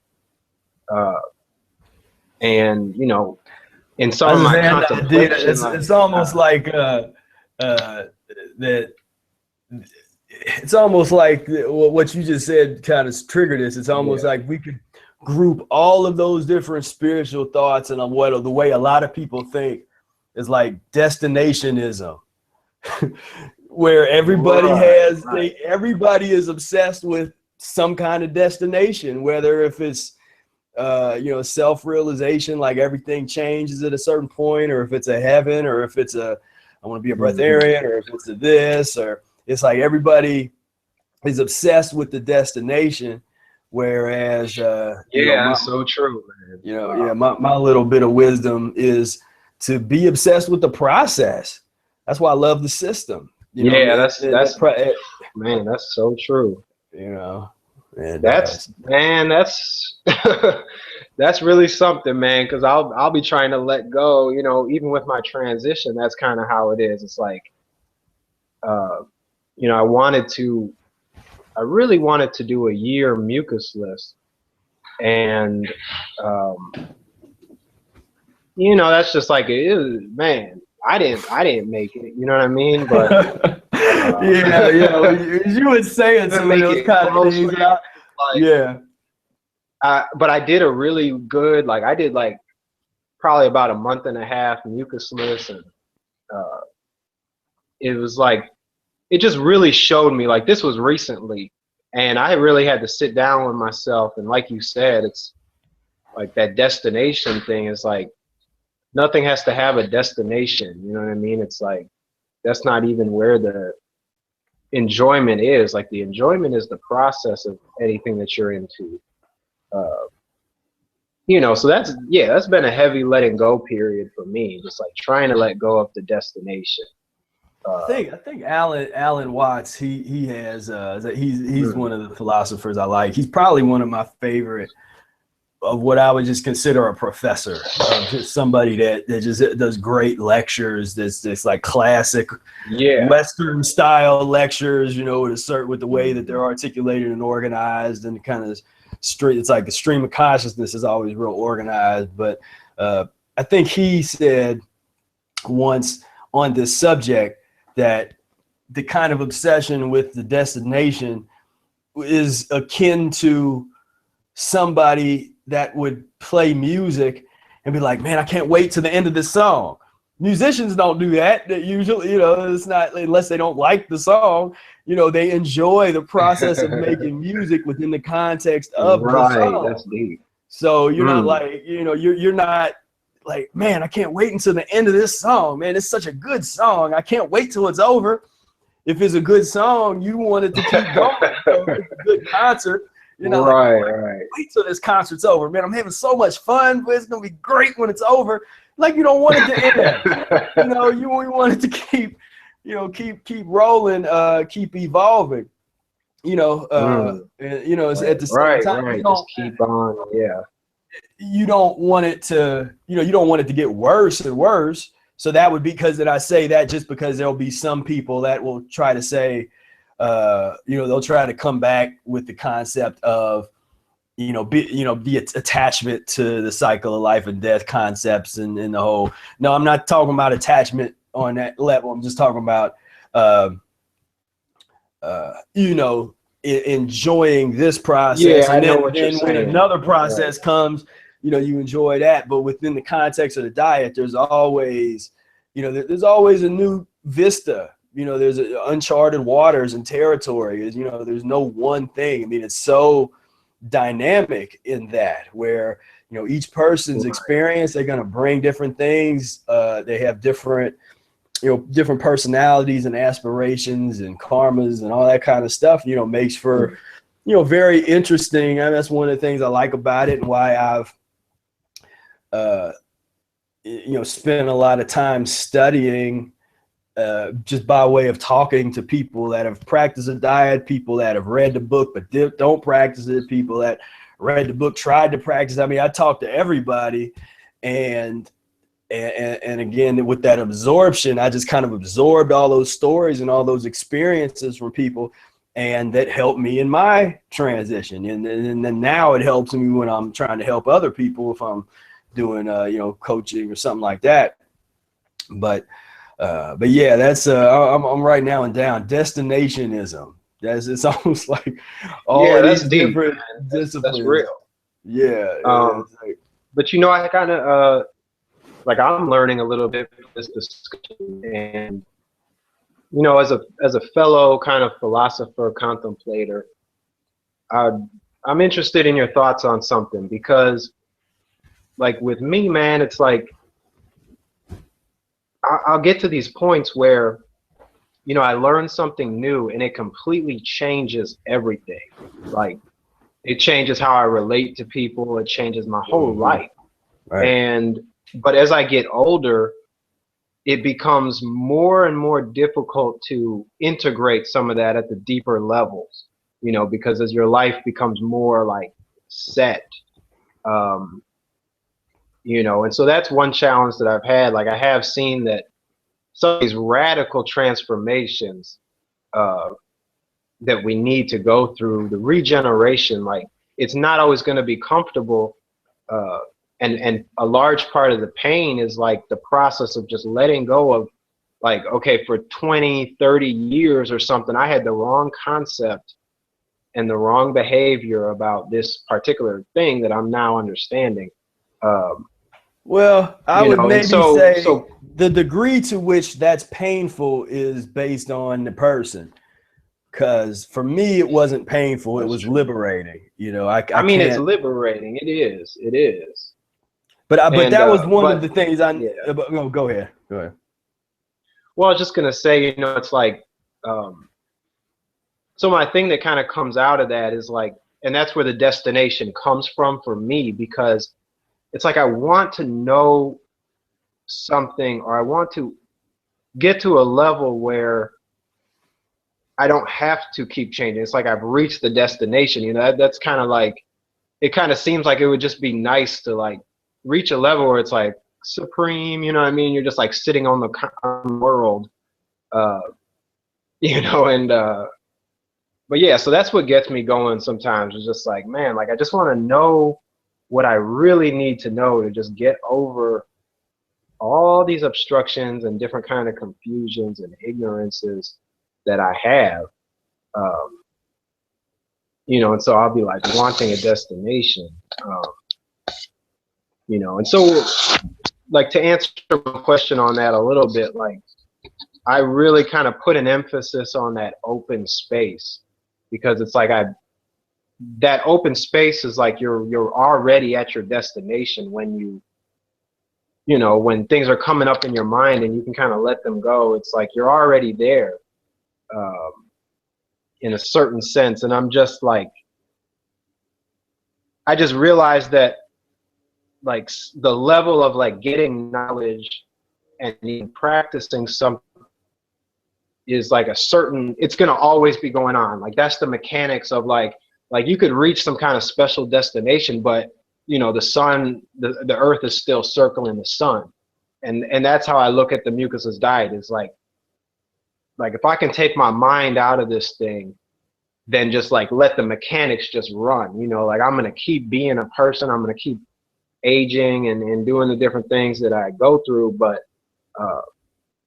like on a consciousness and on a personality level, like I'm really trying to reach some points of growth, you know what I mean? And it's just, you know, so those are some of my experiences with that. And, you know, be interested to hear some of your thoughts. And I also, along with that, to simplify it, I also had a question for you in terms of, did you ever have a point where you had to let go of like mucusless dieting as a specific, like a near destination? You know what I mean? Where it's like you really wanted it for in the beginning of your transition, and then you got more into the mechanics. Because I know I'm going through that process a little bit now. Like I said, I really wanted to do a year mucusless, and it wasn't happening. And so I'm kind of like working more on just embracing the mechanics. And I wonder if you ever had an experience like that. I mean, I did, from pretty early, because it was one thing again that opened up for me was the wisdom, you know, because a lot of the stuff that I talk about now is the same thing I'd have talked about 10 years ago, you know, or 11 years, you know, just real short period of time into the diet. I kind of plugged in, and there was a certain level of just understanding of this whole thing that I had, you know, that I had from early on. And so with that said, yeah, there was, once I let go, and I talked about this in other videos and stuff, once I basically stopped fighting things and let go and just said, I'm gonna go wherever this thing takes me.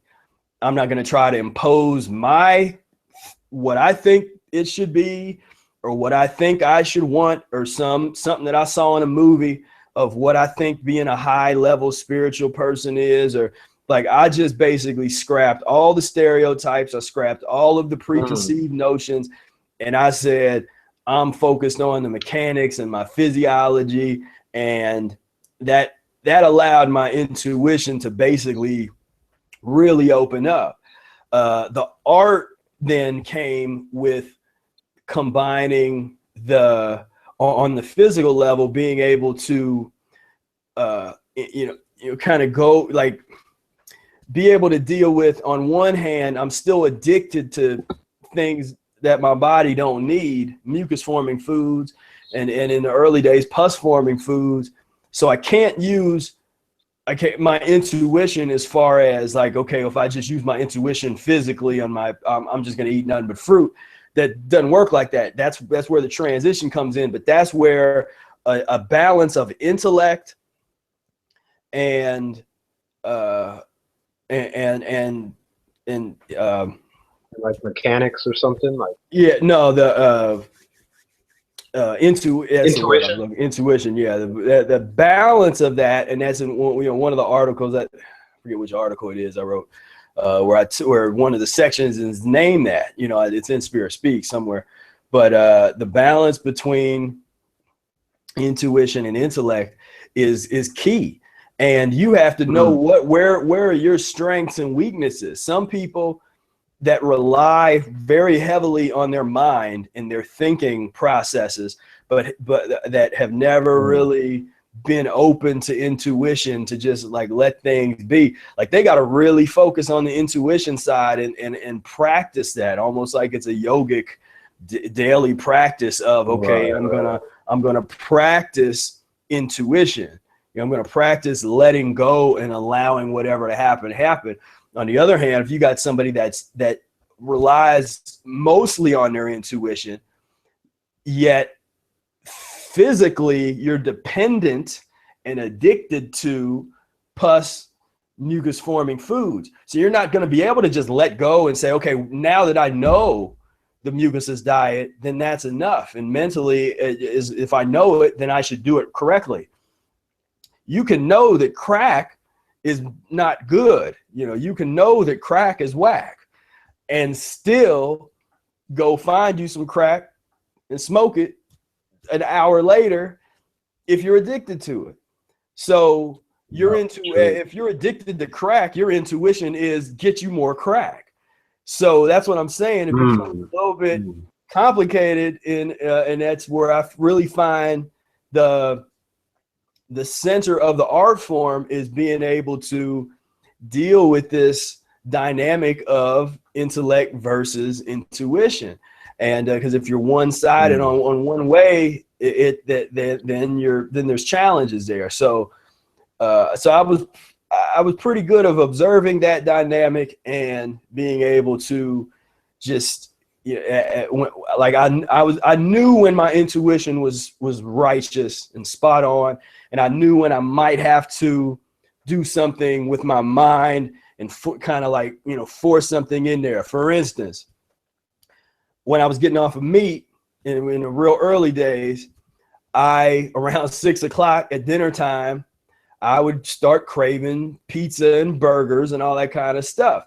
And even if I were to go and eat a mucusless diet, mucus lean meal, I would eat the mucus lean meal, and then an hour or two after eating that meal, I'm going to Taco Bell, or I'm eating some kind of crap, or I'm going and getting a big thing of Doritos or something like that. I mean, that's what I went through early days of my transition.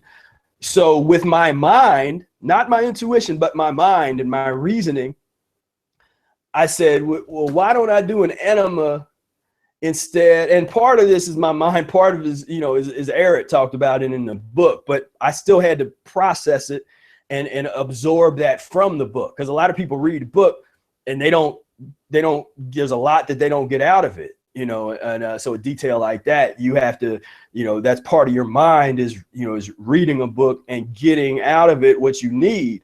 Because there's a lot that when you read any given book that you don't take in.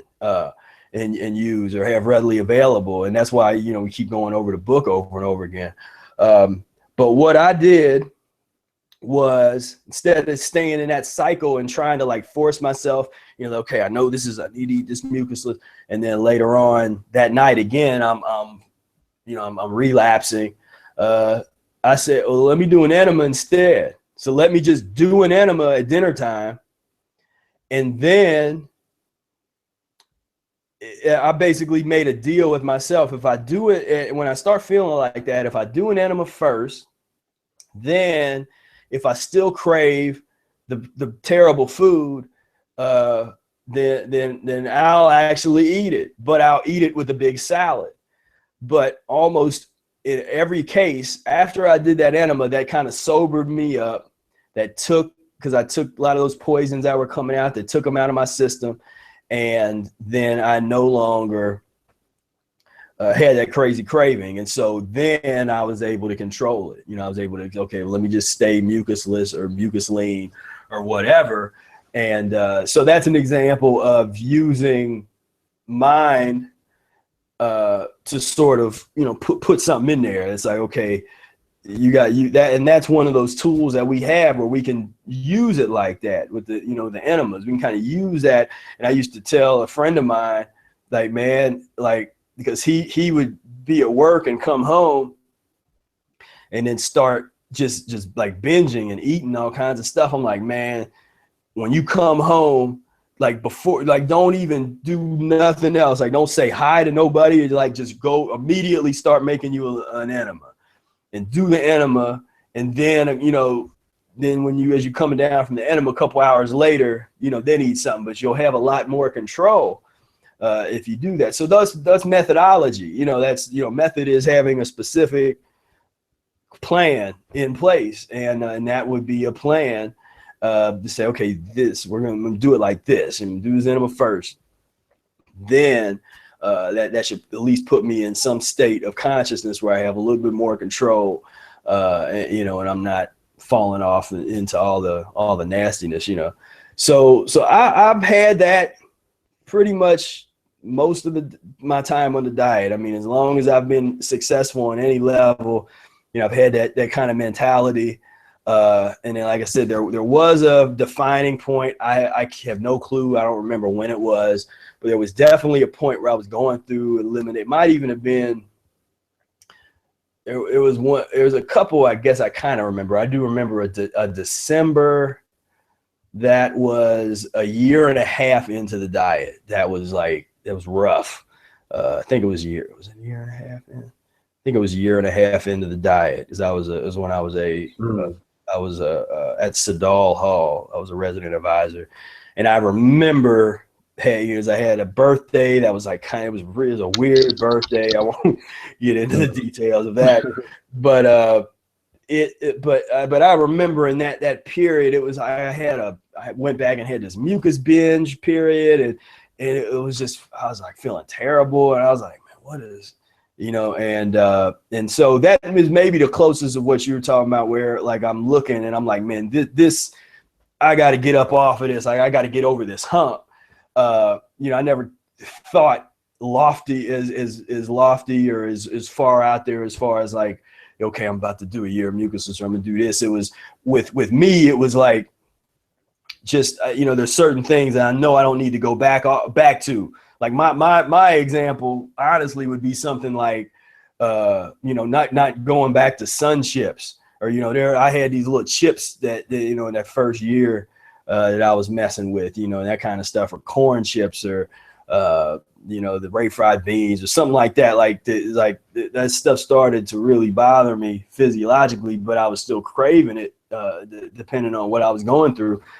And so those kind of things, I was still kind of fighting myself, and I was, you know, and but I just sort of came to this like realization that where I just said, you know what, I'm done. You know, I'm just gonna, I'm letting go, and I'm gonna go wherever this thing takes me.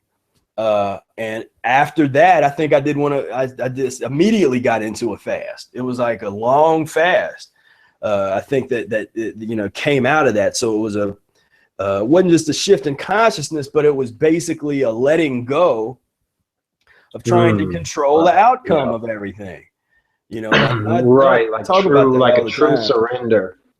Exactly. Yeah, that's another good word for that. Yeah, That's just deep, surrender. man. I just surrendered to the diet, to the whole thing, and did my best and continue. I'm still in that mode. You know, I continue, you know, do my best to not let what I want, what my ego wants, get in the way, because that is not, you know, that's usually not in alignment with whatever, you know, we use the term universe, you know, whatever the universe has in store for me and what I'm supposed to be doing.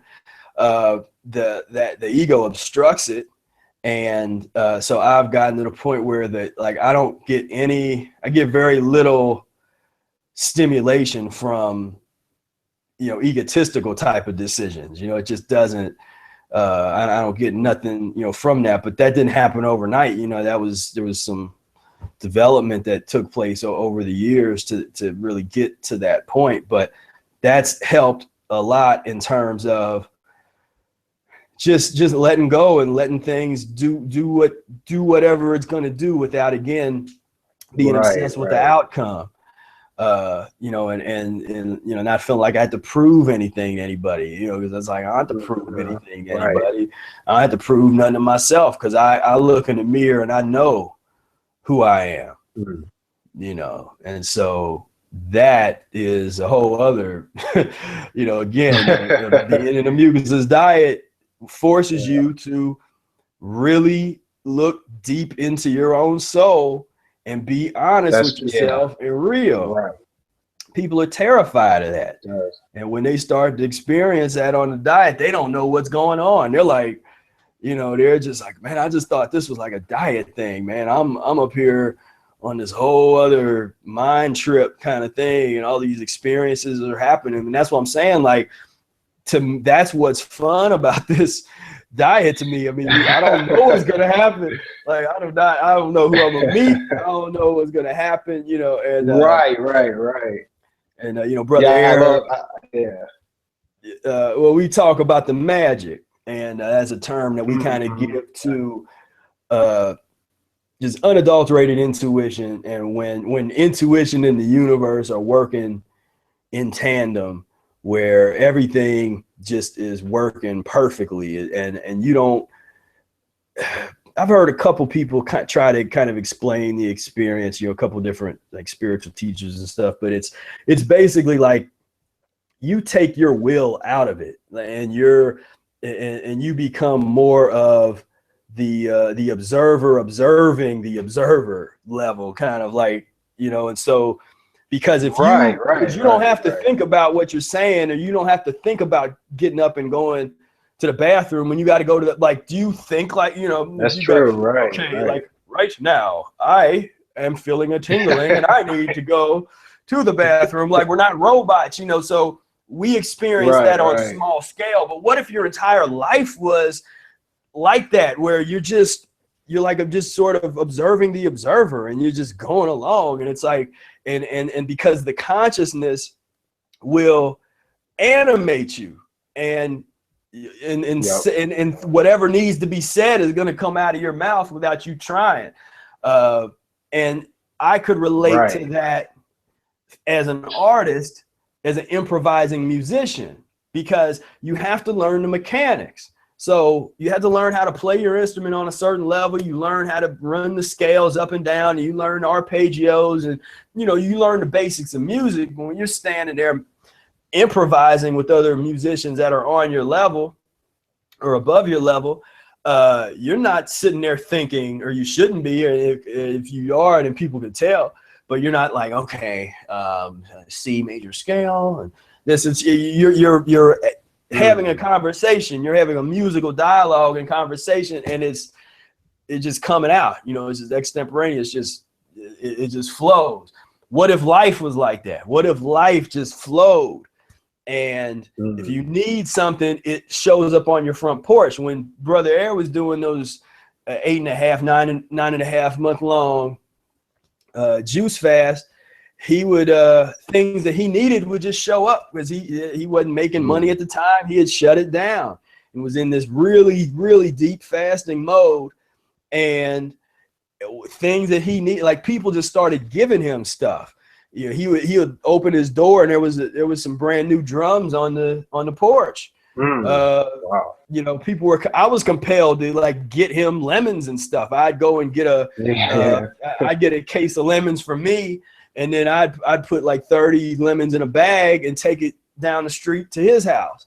And you know, so it was like he was getting everything he needed, and all he had to do was just focus on getting deeper and deeper and deeper into that fast. You know, now I had to make the disclaimer, I don't promote long-term fasting. That's not what we do. That's not what we talk about. But the experience of more advanced practitioners in Mucusless diet have done longer fasting, but they worked to it. You know, they worked up to it for years and years and years. You know, before Brother Ed did that long fast, he had done a year on fruit before that, you know, and he had 30 years, you know, 25, 30 years of the Mucusless diet under his belt, you know, I guess 25 at that point.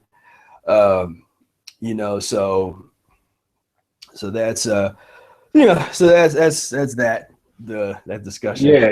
And I wanted to, yeah, I really like that, man. I really, you know, I personally was benefiting from that discussion and, you know, or all these discussions. But one thing that's been interesting for me is kind of discussing the surrender is like when I do surrender, you know, and I've had times where I surrendered and then got caught more back up in some things and then surrendered again, you know, it's kind of, but when I do kind of just let go, there's like a certain relaxation that can come over me that allows me to have like some really positive experiences. Like you're saying with the magic, one of my favorite things to do is to do a fast.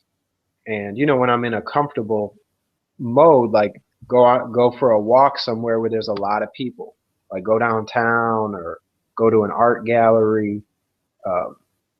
And it's like, I just meet the coolest people, you know, when I'm fasting and clean like that.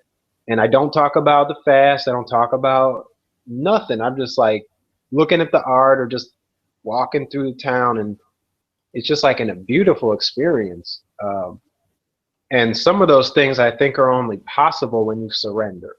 You know what I mean? Because there is a mode where it's like you're kind of aggressive and you're like really aggressive might not even be the best word, but it's like you're really caught up and you're getting in your way. I mean, that's what Brother Air says is get out of the way, you know, of the universe and let it do its thing. Right. Exactly, man. And I've taken that to heart, you know, many times. And it's like, you know, I've talked to some people through Facebook Messenger and different things here and there, and they haven't really been able to get to that point where they can like, you know, like I can hang out with my family when I'm fasting and in my heart, like in my heart and in my mind, it's like I'm really appreciating them and I'm not caught up in like, you know, who's living like me or something like that, you know. It's like, and it allows you to just have a really like the kind of wholesome experiences that you want, you know what I mean? Where it's like, because another challenge that, you know, we have with the mucusless diet is you're not going to bump into somebody who's living like you. You know, it's really not, it is really rare. And so, but we're social species, you know, and so you want to have some of that social stuff, but you also, you know, you got to interact with people who might not be doing some things that you agree with, you know, don't agree with. And, you know, and I think surrender, just that whole concept of surrender was really helpful in getting over some of those humps, like letting go of some of the agitation, you know, stuff like that. So it's been beneficial for me on those levels too, just really living this lifestyle, not being agitated, you know, not being just pissed at, you know, pussification. Right, yeah, the Pussification, man. So all right. So let's get to a couple more of these questions. Do kind of a quick one here with the Fred Hirsch. That Anthony had asked, how did Fred Hirsch die? I mean, he died of, I don't know the exact, what they would say, the exact medical, like if it was, I know it was mucus poisoning, like everybody else dies, but he got up there, he extended his life quite a bit from being diagnosed as terminally ill, where he wasn't, I think the doctors didn't think he was going to last longer than like 3 months or something. In fact, it's written down here on this. There's this article that I'll refer everybody to. If you haven't read an article called Gordon Kennedy, Still Arid After All These Years, it's on mucusfreelife.com. If you go to the free online library, go down to the Arnold Air Library, go down to Gordon Kennedy, and then you'll see 3 articles by Gordon Kennedy, and one of them, they're all great, but one of them is Still Arid. And there's quite a bit of information about Fred Hirsch in this article. I mean, this is probably got the most information about Fred Hirsch that we have, at least of any resource that I've been able to come across. It has the most personal information and biographical information about Fred Hirsch. And I found a few other things over the years because regarding the retreat that he had opened up and that kind of stuff, and which I wrote about in the original vegan diet article, blog post. But yeah, as far as how he died, I don't know the exact thing, if it was like a heart attack or this or whatever it was. But a couple things that I know about his practice was he practiced a version of the Mucusless diet, that kind of an interpretation of the Mucusless diet that that resembles what I've seen some of the folks in the Spanish speaking brothers and sisters that are getting into Arid coming through. It's kind of a community in the Spanish speaking world that I'm starting to interact with a little bit in Israel, is talking with them and stuff. But that includes a way more liberal than like me and Brother Aaron, our interpretation of the transition, like where you sort of stay on the transition and you're not really, there's a certain level that you stay at, and you're not necessarily always trying to push forward to get, higher and higher levels. So he kind of found whatever level, because if you look at his story, he healed himself with some pretty intensive fasting that Arid had recommended to him, and he was on crutches, and he ended up being able to throw his crutches away, had a miraculous healing. And this is all, late 1920s. And so he ran Arid Publishing all the way into the 70s, into his 90s. I think he maybe died when he was like 95 or 96 or something like that. But I do know that he ate, he never really got away from like the cottage cheese type of stuff. So I think almost every one of his fruit meals, he combined fruit with the cottage cheese. And I talked to a fellow Mucusless diet practitioner that actually personally knew Fred Hirsch in the 70s, and he said something like it was hard for him to eat the fruit without combining it with the cottage cheese, because he just kind of, for whatever reason, he wasn't on that level physiologically, or kind of pushed himself on that level, So sometimes people, they find a groove, and sometimes people kind of accept wherever they are physiologically, and they don't necessarily push, keep pushing forward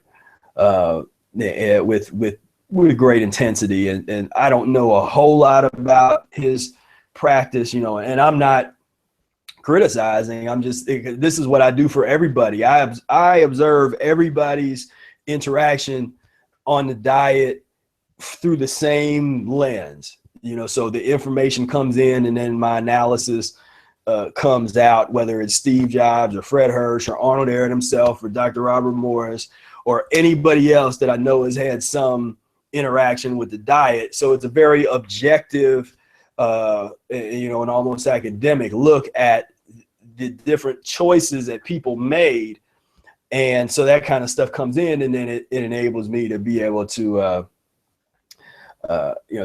kind of improve my own choices and help to give people some advice and stuff. But it's, as far as Fred, I mean, he'll always have that place in history as the guy that kept Ehret alive, his work alive for all those years, from all through the 20s, the 30s, the 40s, the 50s, 60s, and 70s. I mean, that's no small feat for something that was so reviled by the mainstream. There was so much effort put to suppress the elimination, or to suppress the elimination. To suppress people getting into the elimination. And we would have seen the elimination of the dairy industries already, the meat industries, all that stuff already, which is now on its way out, slowly but surely. We'd probably be gone by now, if the Ehret thing really had taken hold on a massive scale in those years. But it wasn't time yet, so I don't look back and say, oh man, I wish it would have did. It's like, no, it wasn't time, but we can learn from history, and learn from those experiences and those things. But as far as that goes, what I learned from it is that sometimes you gotta kick it up a notch. There's sometimes you take the step back, and other times you got to kick it up a notch, and always keep it going. With when you start talking about Brother Ehret and some of the modern day practitioners, it's the practice has been refined. The practice has been refined since 1922 quite a bit from people that have developed, stayed within the context of the mechanics of the system, but taking it to new heights, taking it, understand different ways to explain it, and put themselves on the experimentation table to see, okay, well, let's see, let's see what does it, just dry fasting do for someone that's practicing mucusless diet? What fasting while doing enemas, what's that about?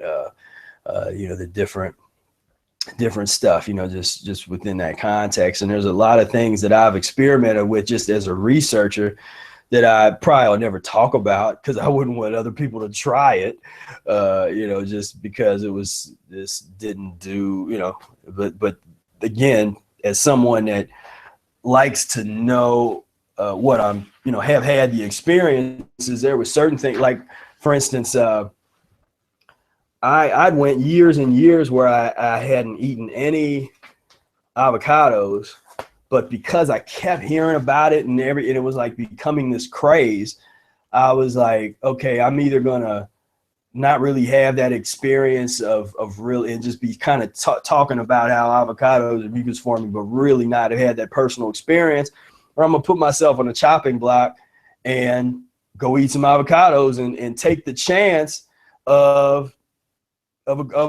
getting addicted to them. But I took that chance, and so that's an example of put myself on the chopping block. I didn't have to eat avocados. I did not have a craving for them, but at a time when it was everywhere, I was like, okay, I want a personal experience with this, because Brother Ehret's never even eaten one. I don't think he's never even had an avocado. So I was like, well, I'm at least going to experience this so I can talk from first person point of view on the subject. But so that's Fred Hirsch. It's a good, good cat, and really ran things I think as best as he could, and so we just trying to pick up where he left off, and take things to the next level.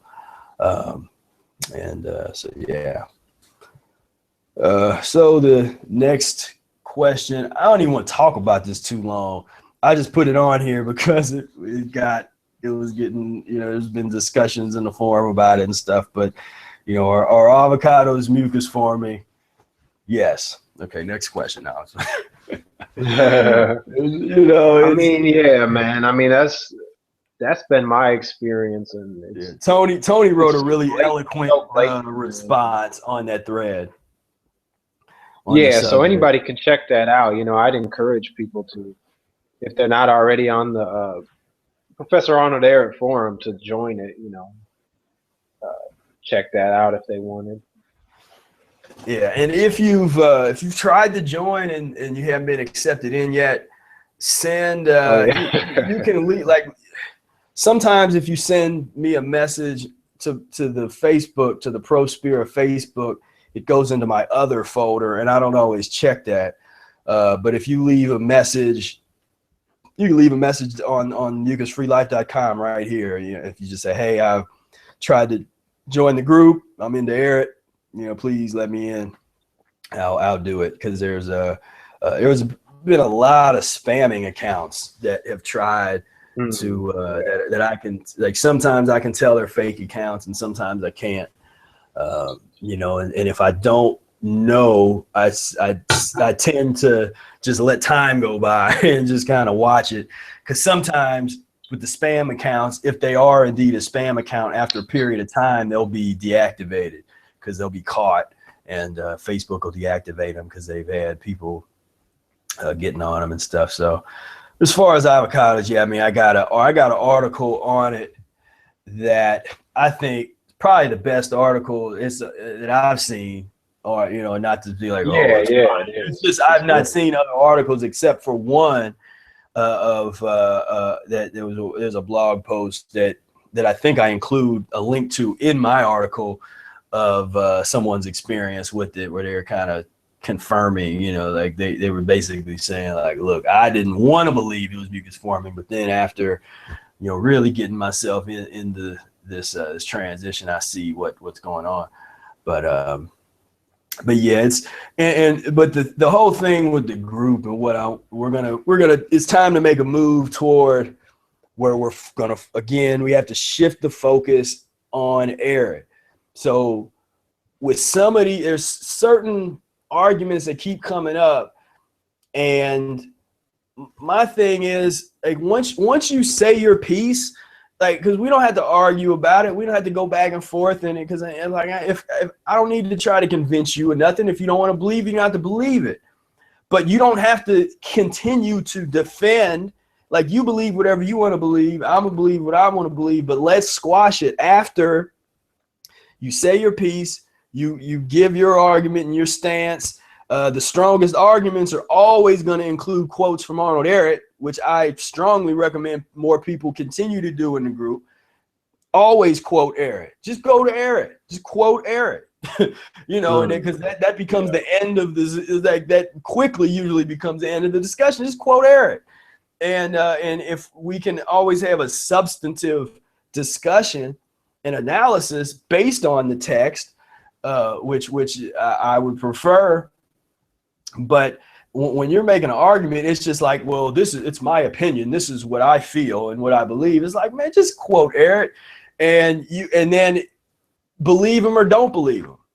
Based on, okay, well, Ehret said this, but I don't, I don't believe it. I don't agree, and this is why. Like, let's, or whatever. But as far as once you've said your piece, we got to move on and get into, like, let's get into the text. Let's get into what Ehret's talking about, and works that are related to that. If Brother Ehret said something, or Tony said something, or you read something Spira Speaks, or you read something on the Spanish Ehret forum or the Italian Ehret forum or whatever, and you want to talk about something connected directly to Ehret's work, then let's go for it. But as far as when we get off into the tangents of the different nutrition theories and the fat theories and the sugar theories and all this kind of stuff, it's like I said, you can make your piece, but leave it alone. After you have if you got a thread where that's being discussed, let that be there, because you already know that that's not what the forum is really for. Like those particular theories are just not like that. That's not helpful when the kinds of stuff that we should be talking about every day is transitional methodology. And I still don't see people talking about it that much, where they really are like, if they're going to share some transition, be like, hey, I tried this and I noticed that this food item really did well. Like this really eliminated well for me. Or, what about this? It's always real, or oftentimes it'll be based on question, kind of like, well, can I eat this? Am I allowed to eat this? I don't have a gun to your head. You eat what you want. This isn't that type of thing where it's like you have to, no, this is a forbidden food. That's not, but people love that. People love authoritarianism. Me and Brother Eric were talking about this. People like to be dictated to. It's true. Because that takes the onus off of them. That takes the having people think for them. People don't want to think for themselves. And it's like I said, so if you think you're thinking for yourself and you're into all those things, like I said, there's a place. And for an example, if I just don't go in, I put the right stuff in the right place. So if I'm in a forum that's talking about water fasting, I don't go in there and talk about the transition diet, because that's not what they're talking about in there. If they're focused on water fasting or whatever it is, I pretty much respect whatever's going on in there. So I don't go into meat eating forums and try to really promote like, hey, meat eaters, check out this mucusless diet thing. You guys aren't as good as us. Check us out. Like there's a lot of vegans that do that, because that's that more adversarial methodology. My thing is just respect the group, respect where the stuff is. You don't have to agree with it, like me or with everything I say or anything like that, but just get into the book and and allow discussion to come from Eric's words and your own experiences. And then it becomes just the challenge to, can you let go of, well, at least when you're in our forum? Because if you want to go in another forum that's like, nutrition theories are us forum, and talk as much as you want about every last little biochemical concept and and all that kind of stuff, but in the Eric forum, like it's just simpler than that. We're trying to make this thing it's simple and self-evident, so it's easy to understand. You don't have to have a degree in physiology to transform your blood. You just have to understand the mechanics and then practice the mechanics. That's it. So you don't have to have some real sophisticated explanation, because once you get into the theories, we're basically just talking about different explanations for the observation of phenomena. And so you experience something, and then you want to say, okay, well, I experienced this, and then you go read something and say, well, this sounds like what I experienced, and so this must be, like I had these symptoms, and then I read this. And that's like where people try to self-diagnose just using Google or something, like where they have, okay, I had such and such symptoms, let me look this up on Google, and then Google MD, WebMD, and all that kind of stuff has all this kind of, stuff that'll scare people half to death, because half the time, a lot of symptoms can go with a lot of different ailments. And you can look up something, you can look up headache, and you go on the wrong website, and they'll convince you have cancer or anything, so that's, to me, that's not it. That's not the direction to go. But so anyway, I get off of my soapbox with that, but we're, just respect the group. And like I said, you say your piece. I'd never tell somebody don't share your opinion or whatever, but just leave it there. After you say it, you don't have to keep saying it. Like you say, this is what I believe. I respect what you're talking about. I don't agree. Cool. Let's move on with life. Let's go. let's move on to some other more important things to talk about. So, all right. So that's enough of that. And and I guess the other thing that's been coming up with discussions, the mucus versus lymph question, and I still need to make the blog of that, but I have a video on that.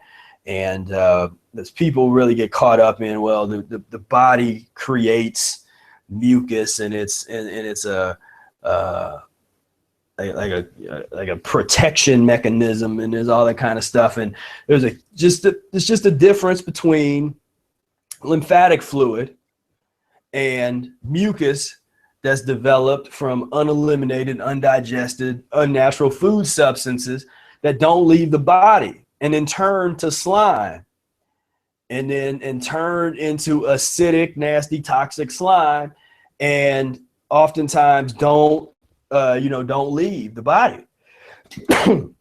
And so that is just something, just check out that video. I kind of break it down there. I would like to see people change the language, because that would help that. So when we're talking about, because again, another thing people do that's very problematic is they eat something and they try to see if they base if something is or isn't mucus forming based on when they eat it, is there mucus in their mouth or something. Don't do that. That makes no sense. You can eat lemons and get a mouthful of what people call mucus, what we should start calling lymphatic fluid, because you eat a lemon and is correct. The stuff that comes out of your mouth isn't directly the uneliminated, undigested food substances, but because the entire organism is constipated on a cellular level, it's all connected. And that's what Eric was talking about. The tube going from your mouth to your anus is one long tube. That's humans that come in with theories that want to divide everything up to say, well, this is the throat, this is the small intestine, this is the large. And said, no, it's a tube. The GI tract, you want to use that word, it's a tube. And the whole body is a series of tubes, from your lymph vessels to your blood vessels to your intestines to your brains, and you could look at it in that framework.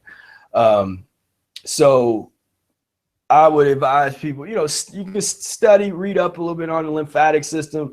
I would check out Dr. Morris's writings on it, and he's probably done the best analysis and work in that realm.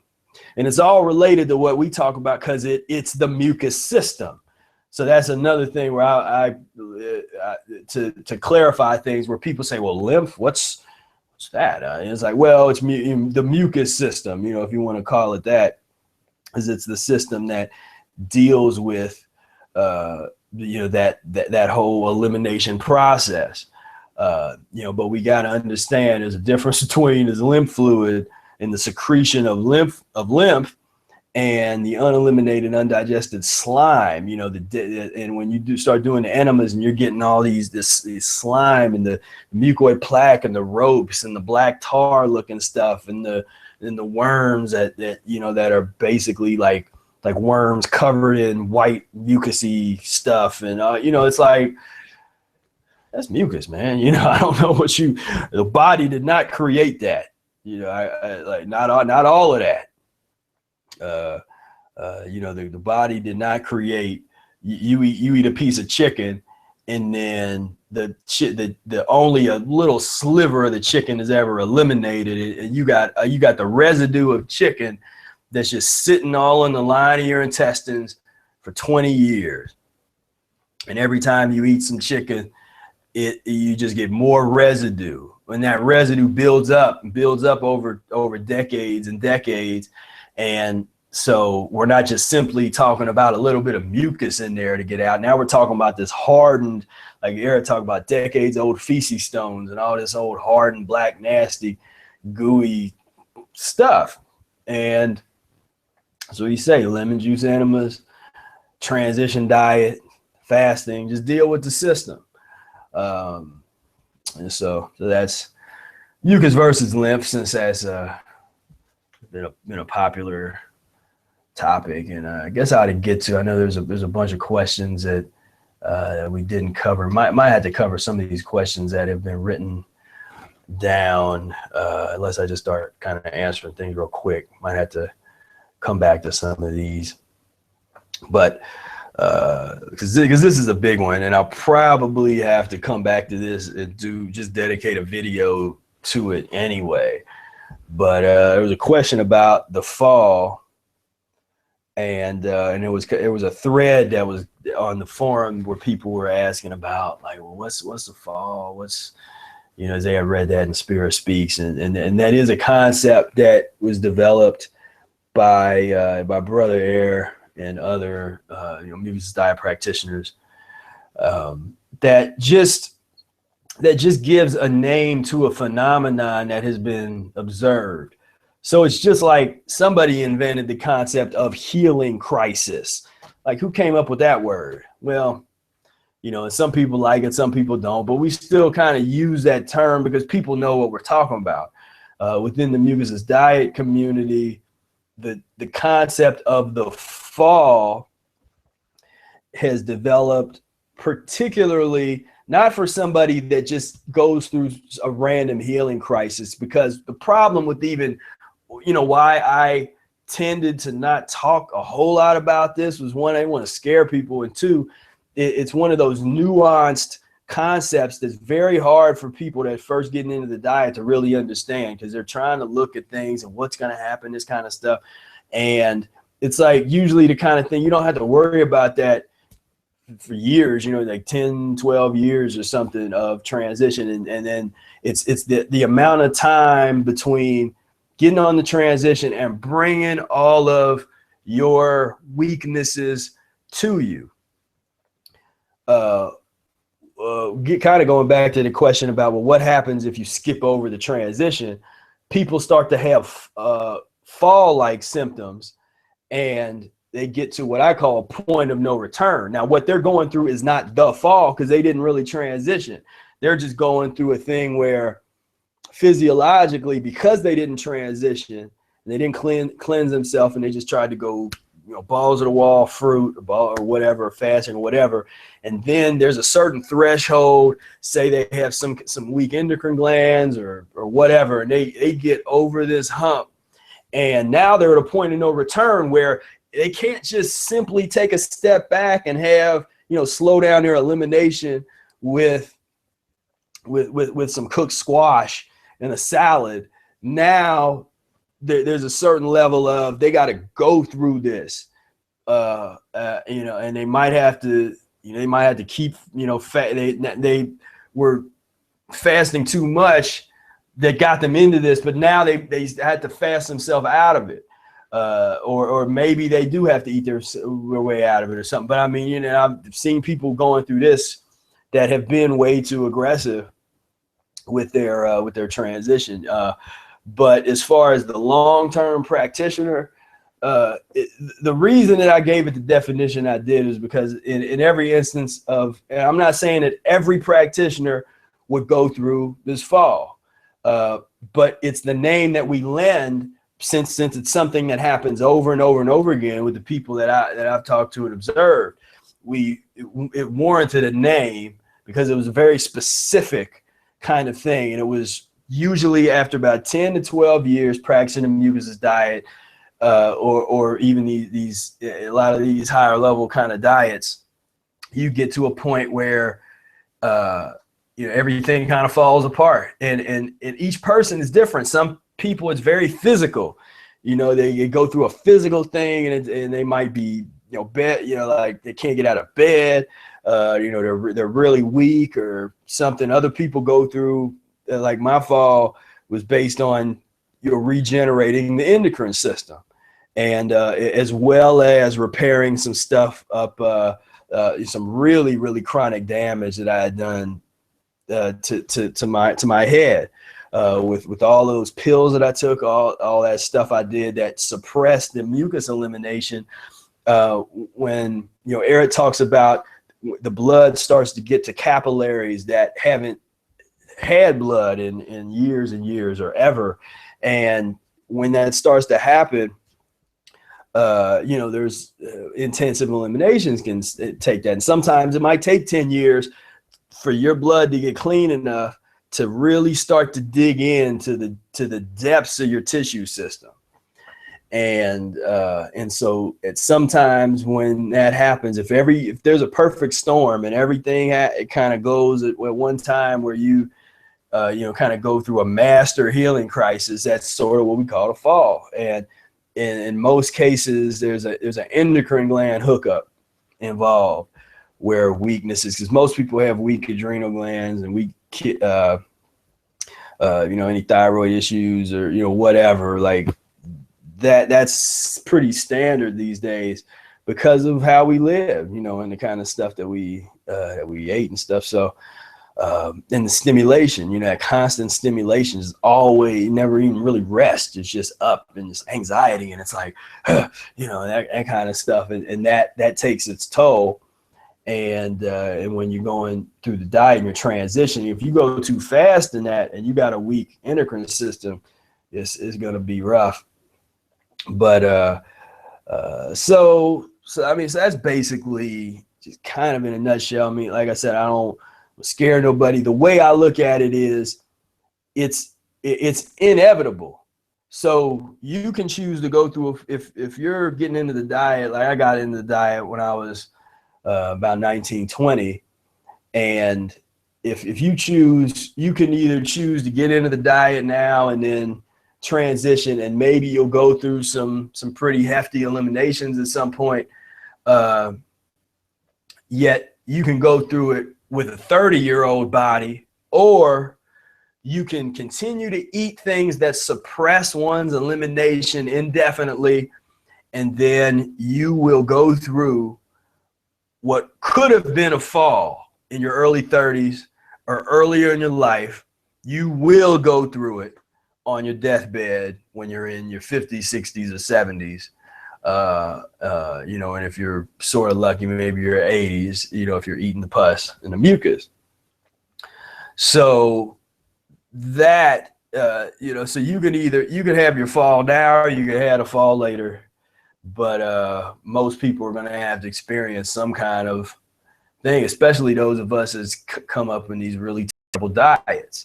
I think there's some younger people that have come up cleaner, that maybe had never really eaten a lot of the fast foods and a lot of that kind of stuff, and they have they don't talk about that as much, having had to go through those kind of like the falls and all that kind of stuff. People that either came into the diet at a real young age or was born into it.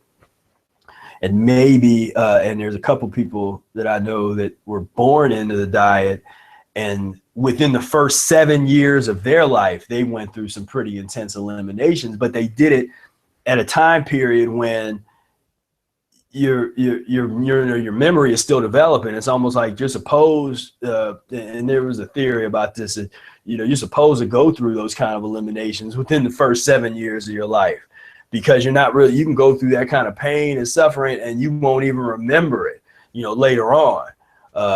Whereas if something gets chronic, then you're suffering decade after decade after decade. It never gets better. It just gets worse and worse. Whereas, like a mucusless child that's coming from a less than clean parent can maybe go through a lot of that stuff earlier on in their life, so that they're not going through like what I go through in my 30s, and what I had to go through in my 20s getting into the diet. So that's more advanced kind of, talking in terms of the generational thing that I brought up earlier, where as we start to see generations, that's when the real miraculous things are going to happen, when we start to see children and their children's children that have been seriously transitioning and practicing the mucusless diet. And, you know, we'll start to see some incredible things happen with future generations. But, you know, it's got to start somewhere. And what I'm trying to do is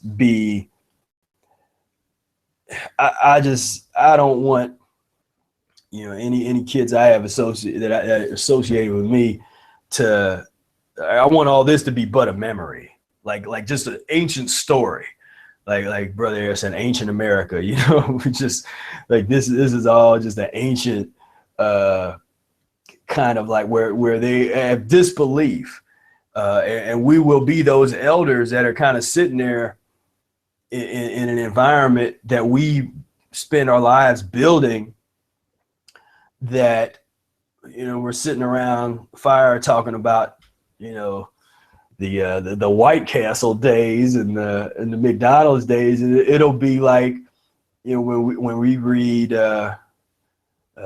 ancient stories and we can't believe, like, wow, is that really how things were, or did that really happen? Or, you know, it's like, yeah, that's how it was, you know. But we will be the only ones who had to go through that. You know, I want to have as least people have to go through that as possible.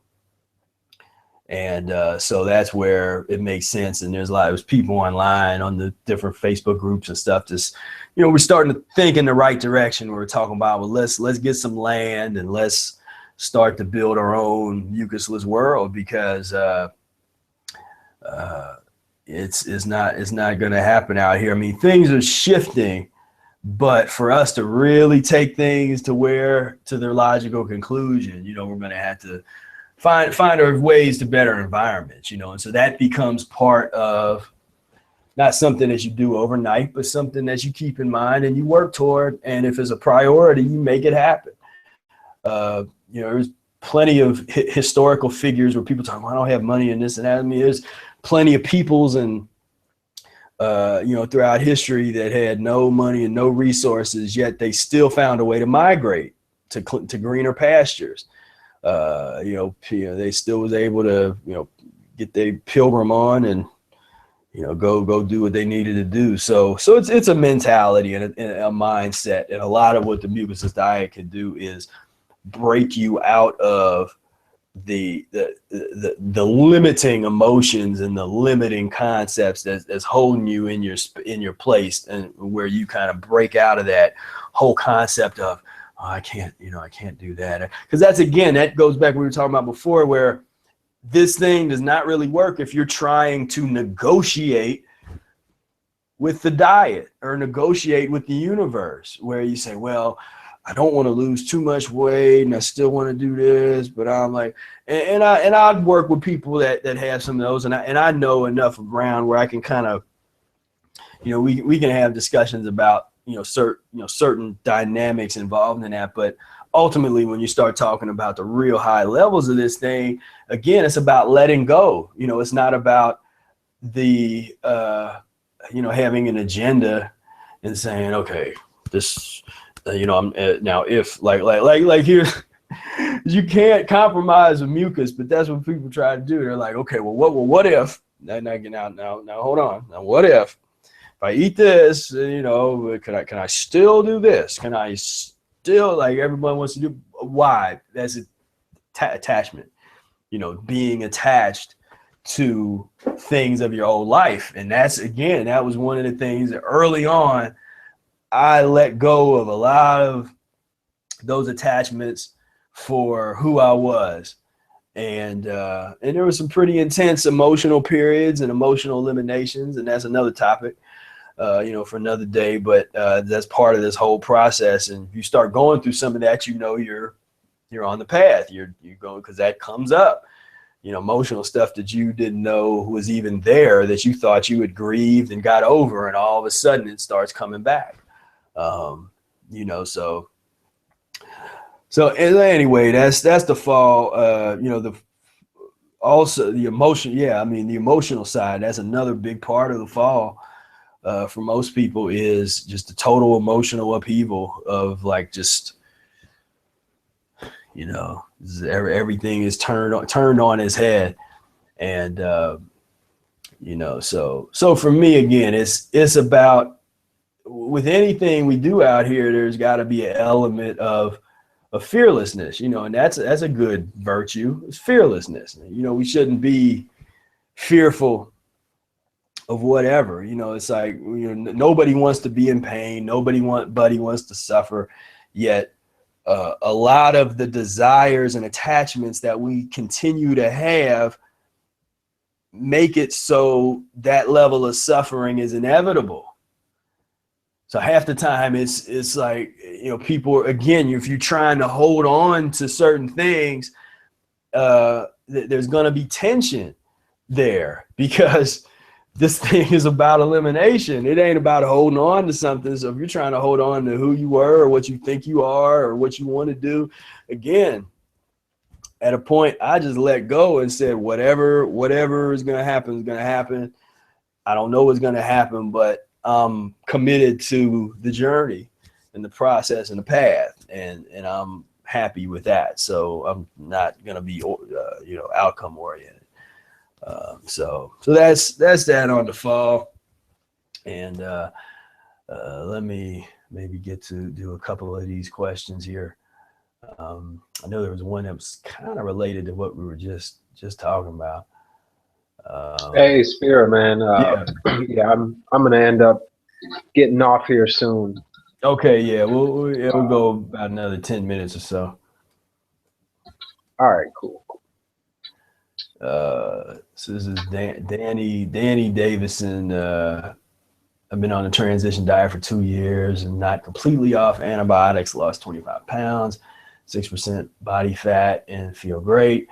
I have a question regarding nutrition while exercising. I am an avid cyclist and runner, cycling 200 250 miles a week and running 15 to 20 miles per week.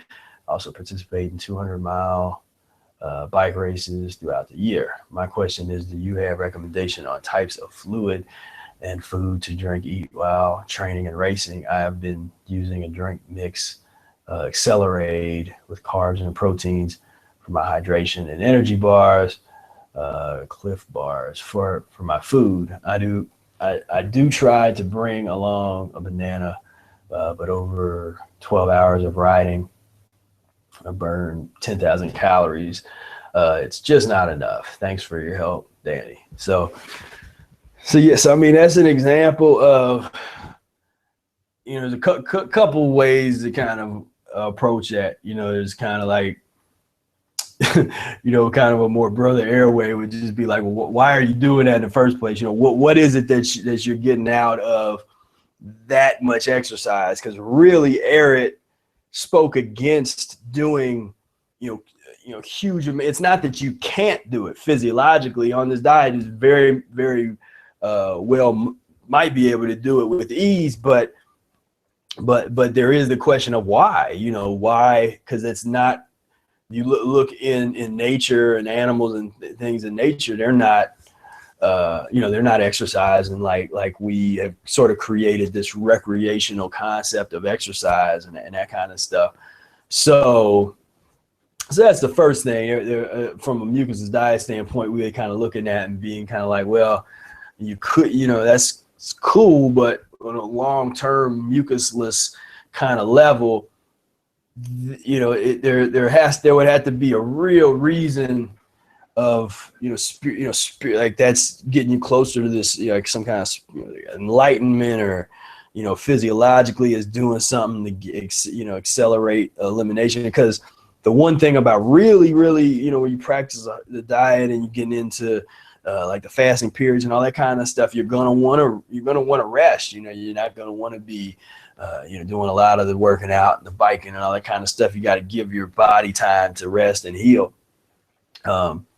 But so that's one level where in general, intensive exercise is not recommended in most cases. But there's a lot of people that do, you know, they do a lot of running, a lot of biking, you know, do all that kind of stuff. But, you know, you know, we're not fans of any kind of supplements and those kind of drinks and all that kind of stuff. But I mean, as far as you already said, banana, I mean, that would kind of be what I would probably be thinking about, would just be like bananas all day. There's the the coconut water type of thing. Then nuts and raisins is another kind of like on the go kind of thing that that I know people use in those kind of contexts. So that's I mean, as admirable as you on it, you on that kind of schedule. But I would definitely say that sometimes really look at your physiology and your in your transition, and just take note that long term sometimes things can be kept up for a short kind of a short period of time, for several years or something, but you don't want to blame the diet. If you get to a point where you just don't feel like doing that like that anymore, it's not the diet's fault. It's like your body, it's another phase of life that your body wants you to go in to get to a different level of healing, where you might not be able to heal doing that much exercise, but over here, your body wants you to do something else, wants you to get into deeper fasting, or wants you to, so again, that goes back to the intuition and versus the intellect and all that kind of stuff. So at the end of the day, I'll just say, just be open, be open to follow your body and, kind of see where things go. See Opal, that we already talked about that. Mucusless salad dressings. I mean, I just say just go crazy with a blender. Just making cucumber, and I mean, I'll make a dressing in a blender with like cucumber, spinach, and I just lemon juice and that kind of stuff. Maybe throw in some, like, I don't have a problem with like the extra virgin olive oil. That's a whole other discussion, because that's another thing where people was really like, well, what is the fat? It's like, well, on the transition, that I've not found that to turn into slime in my body. Like, it pretty much kind of eliminates through, Right. Same. It drains, Same. it drains out, and and so and Eric, he had no problems with recommended oil on the transition. So that's that, and a couple other things out here.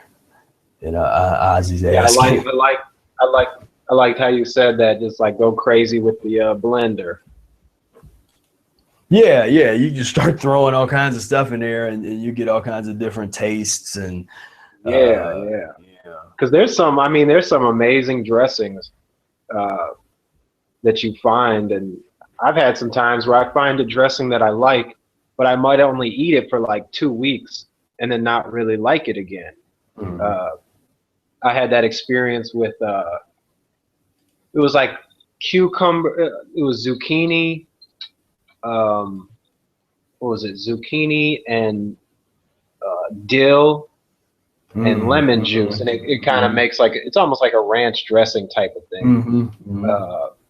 But yeah, I kind of was like thinking about ranch dressing, and so I looked it up and found that recipe. And I just like loved it for like 2 weeks, and then I never really wanted it again. But yeah, there's some really nice dressings that you can find, and they can completely change your experience of eating vegetables at that time. It's like you just find a dressing that you love, and man, yeah, that's a nice little journey right there. Experimentation. Yeah. Let's see, Ozzy asked, what is the human infatuation with eggs? I understand the deception when it comes to meat, somewhat dairy, but why does everyone think an egg is healthy when by law, egg industry is not allowed to advertise eggs as healthy or nutritious? Man, Ozzy's like, he just wants to see them destroyed, man. Ozzy's so revolutionary. That's funny. He got on there and asked that. Yeah, man. Yeah, it's I got the same question. I mean, I'm kind of focused on this infatuation of avocados personally, but yeah, the infatuation. I mean, a lot of those foods, it's just concentrated pus. I mean, it's heroin. It's just more addictive, and especially for certain physiologies really connect with certain types of pus. Where with me, I was not a big egg person. I always had to have cheese. If I had eggs, I had to have like the cheesy eggs, that kind of stuff. I didn't like to taste just scrambled egg and that kind of thing by itself. But I know some people that eat scrambled eggs every day. Like that's just their breakfast. That's how they live their life. They always have eggs going on. And, so physiologically in that person, the egg is just like a high octane. I mean, it's like the heroin of meat or something, it's just this high octane pus, stimulant, and so it can, it gives you that old, bacon and egg vibe. And they definitely, and the thing about, just the fact that in my head, I mean, this is how deep when we start talking about the power of the media and TV and that kind of stuff. I can sing, and no matter how mucus-free I get, I will always be able to sing "The Incredible Edible Egg." That is slavery. That is mental. Like they have taken our lives from. They have tried to take our lives from us. Where we. All those milk commercials, because I grew up, they had, pork, the other white meat, and they had beef, it's what's for dinner, and got milk. And they just flooded the airways with all of these things that were just so, and so now I remember watching a lot of those egg commercials, and it was, but when they start doing commercials like that, that it's on its way out. Because there is like, dang, man, people are, we got to keep this lie going. We got to keep this up. This meat and dairy industry, because the level of consciousness that it takes to want to push those things is going to be like, well, by any means necessary, we got to make sure people think that they have to have this. That's a fundamental part of marketing and sales. You got to make a person feel like they have to have it. And so whether you bring in doctors and say, like, you have to smoke tobacco, it's healthy, 5 out of 6 doctors smoke Camels, you bring them in and that's the marketing campaign. So, 5 out of 6, doctors eat eggs every day, and recommend, 3 glasses of milk a day. I mean, you want to talk about, and then that gets into a whole deep issue of those industries being in bed with the academia and the medical and the food industries and all that, which we won't get into all that, but that, I think that's one of the reasons. I mean, on the one hand, you have the addiction to pus, especially that certain physiologies really, really take to that egg pus, and really dig that type of stimulation. And on the other hand, you have just that constant media just hitting people over the head that is normal, that the normalization of these different items, where they say, like, this is you're part of a well-balanced breakfast. Who said that? That was marketing.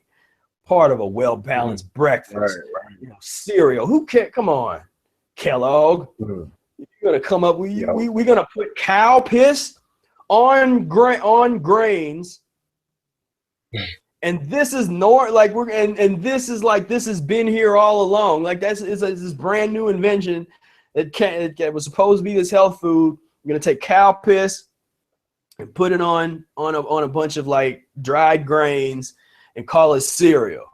But the way that they dealt with that in the media was to normalize it from TV to movies and back in the day radio, and they just normalized this, okay, this is what you do, 3 meals a day and eat this and that, and so it just becomes a part of the culture and a part of the fabric of how people operate, which is one of the reasons why it's a challenge for us to break out of that, because we're going 180 degrees in the opposite direction of that. And so that's that. So one more quick question here. Celia asks, since I've started to do daily enemas, I do not have bowel movements unless I do the enemas. What am I doing wrong? And then Tony responded back saying he takes breaks and has great success with that. Yeah. So what I say when people have that is just, you can ease off a bit. We emphasize a lot of the enema vibe because it takes that kind of emphasis sometimes for people to even get into it, like where it's like, okay, we're going to do this, but to show how important it is. But yeah, if you're kind of going through a period like that, I would say, kind of take a step back and, just what I do is, Eric mentioned it. He said, wait until after you have a bowel movement and then do an enema. And so if you wait, just wait until you have a natural bowel movement. And if you're not having, if you gotta, kind of eat in a certain way to get the natural bowel movement, then I would say that's when you break into your dried fruit followed by the juicy fruit methodology. So you eat a bunch of prunes or figs, followed up with apples or blackberries or something like that. And that it shouldn't create like a diarrhea effect, but it should start to get things moving. And so if you do that, and then you kind of have your normal transitional meals as you go through the day, sooner or later you're going to have a bowel movement. Then once you have that natural bowel movement, then later on do an enema then, and so you kind of break it up, so you don't have to be a super, once you've been into the diet a minute, you can kind of play with that a little bit, not be, is super strict with it. You just want to, find a groove, find the groove that works for you, because some people end up doing more enemas because they find that groove, and other people kind of, take, step back a little bit. Some people, if they're about to fast, they'll do more of them and throughout the fasting process. And then, so there's definitely a lot of options there. And an art to that whole thing. So I won't get too much deeper into that right now, but thank you for that question.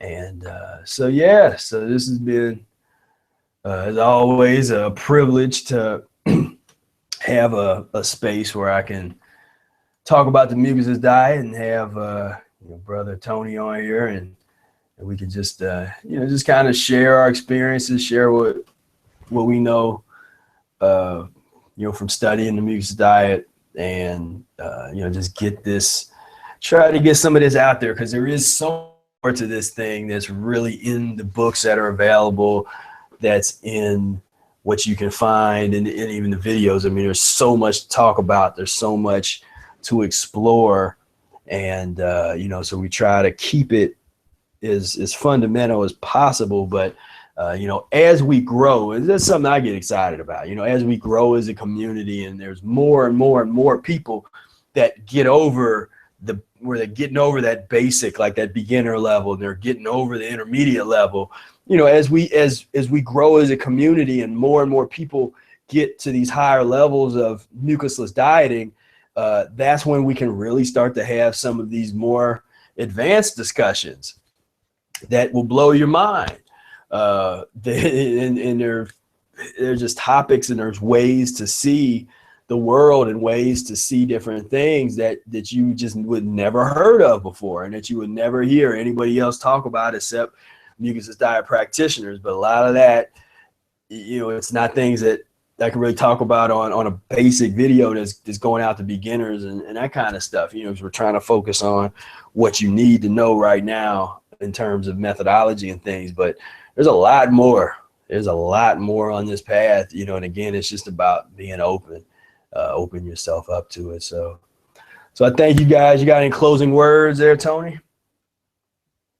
Oh man, I just I really enjoyed being on, man, and getting to talk about the mucusless diet, you know, kind of every time, man, every time it strengthens my lifestyle, strengthens my practice to get on here and, you know, to connect with you and connect with some of this information.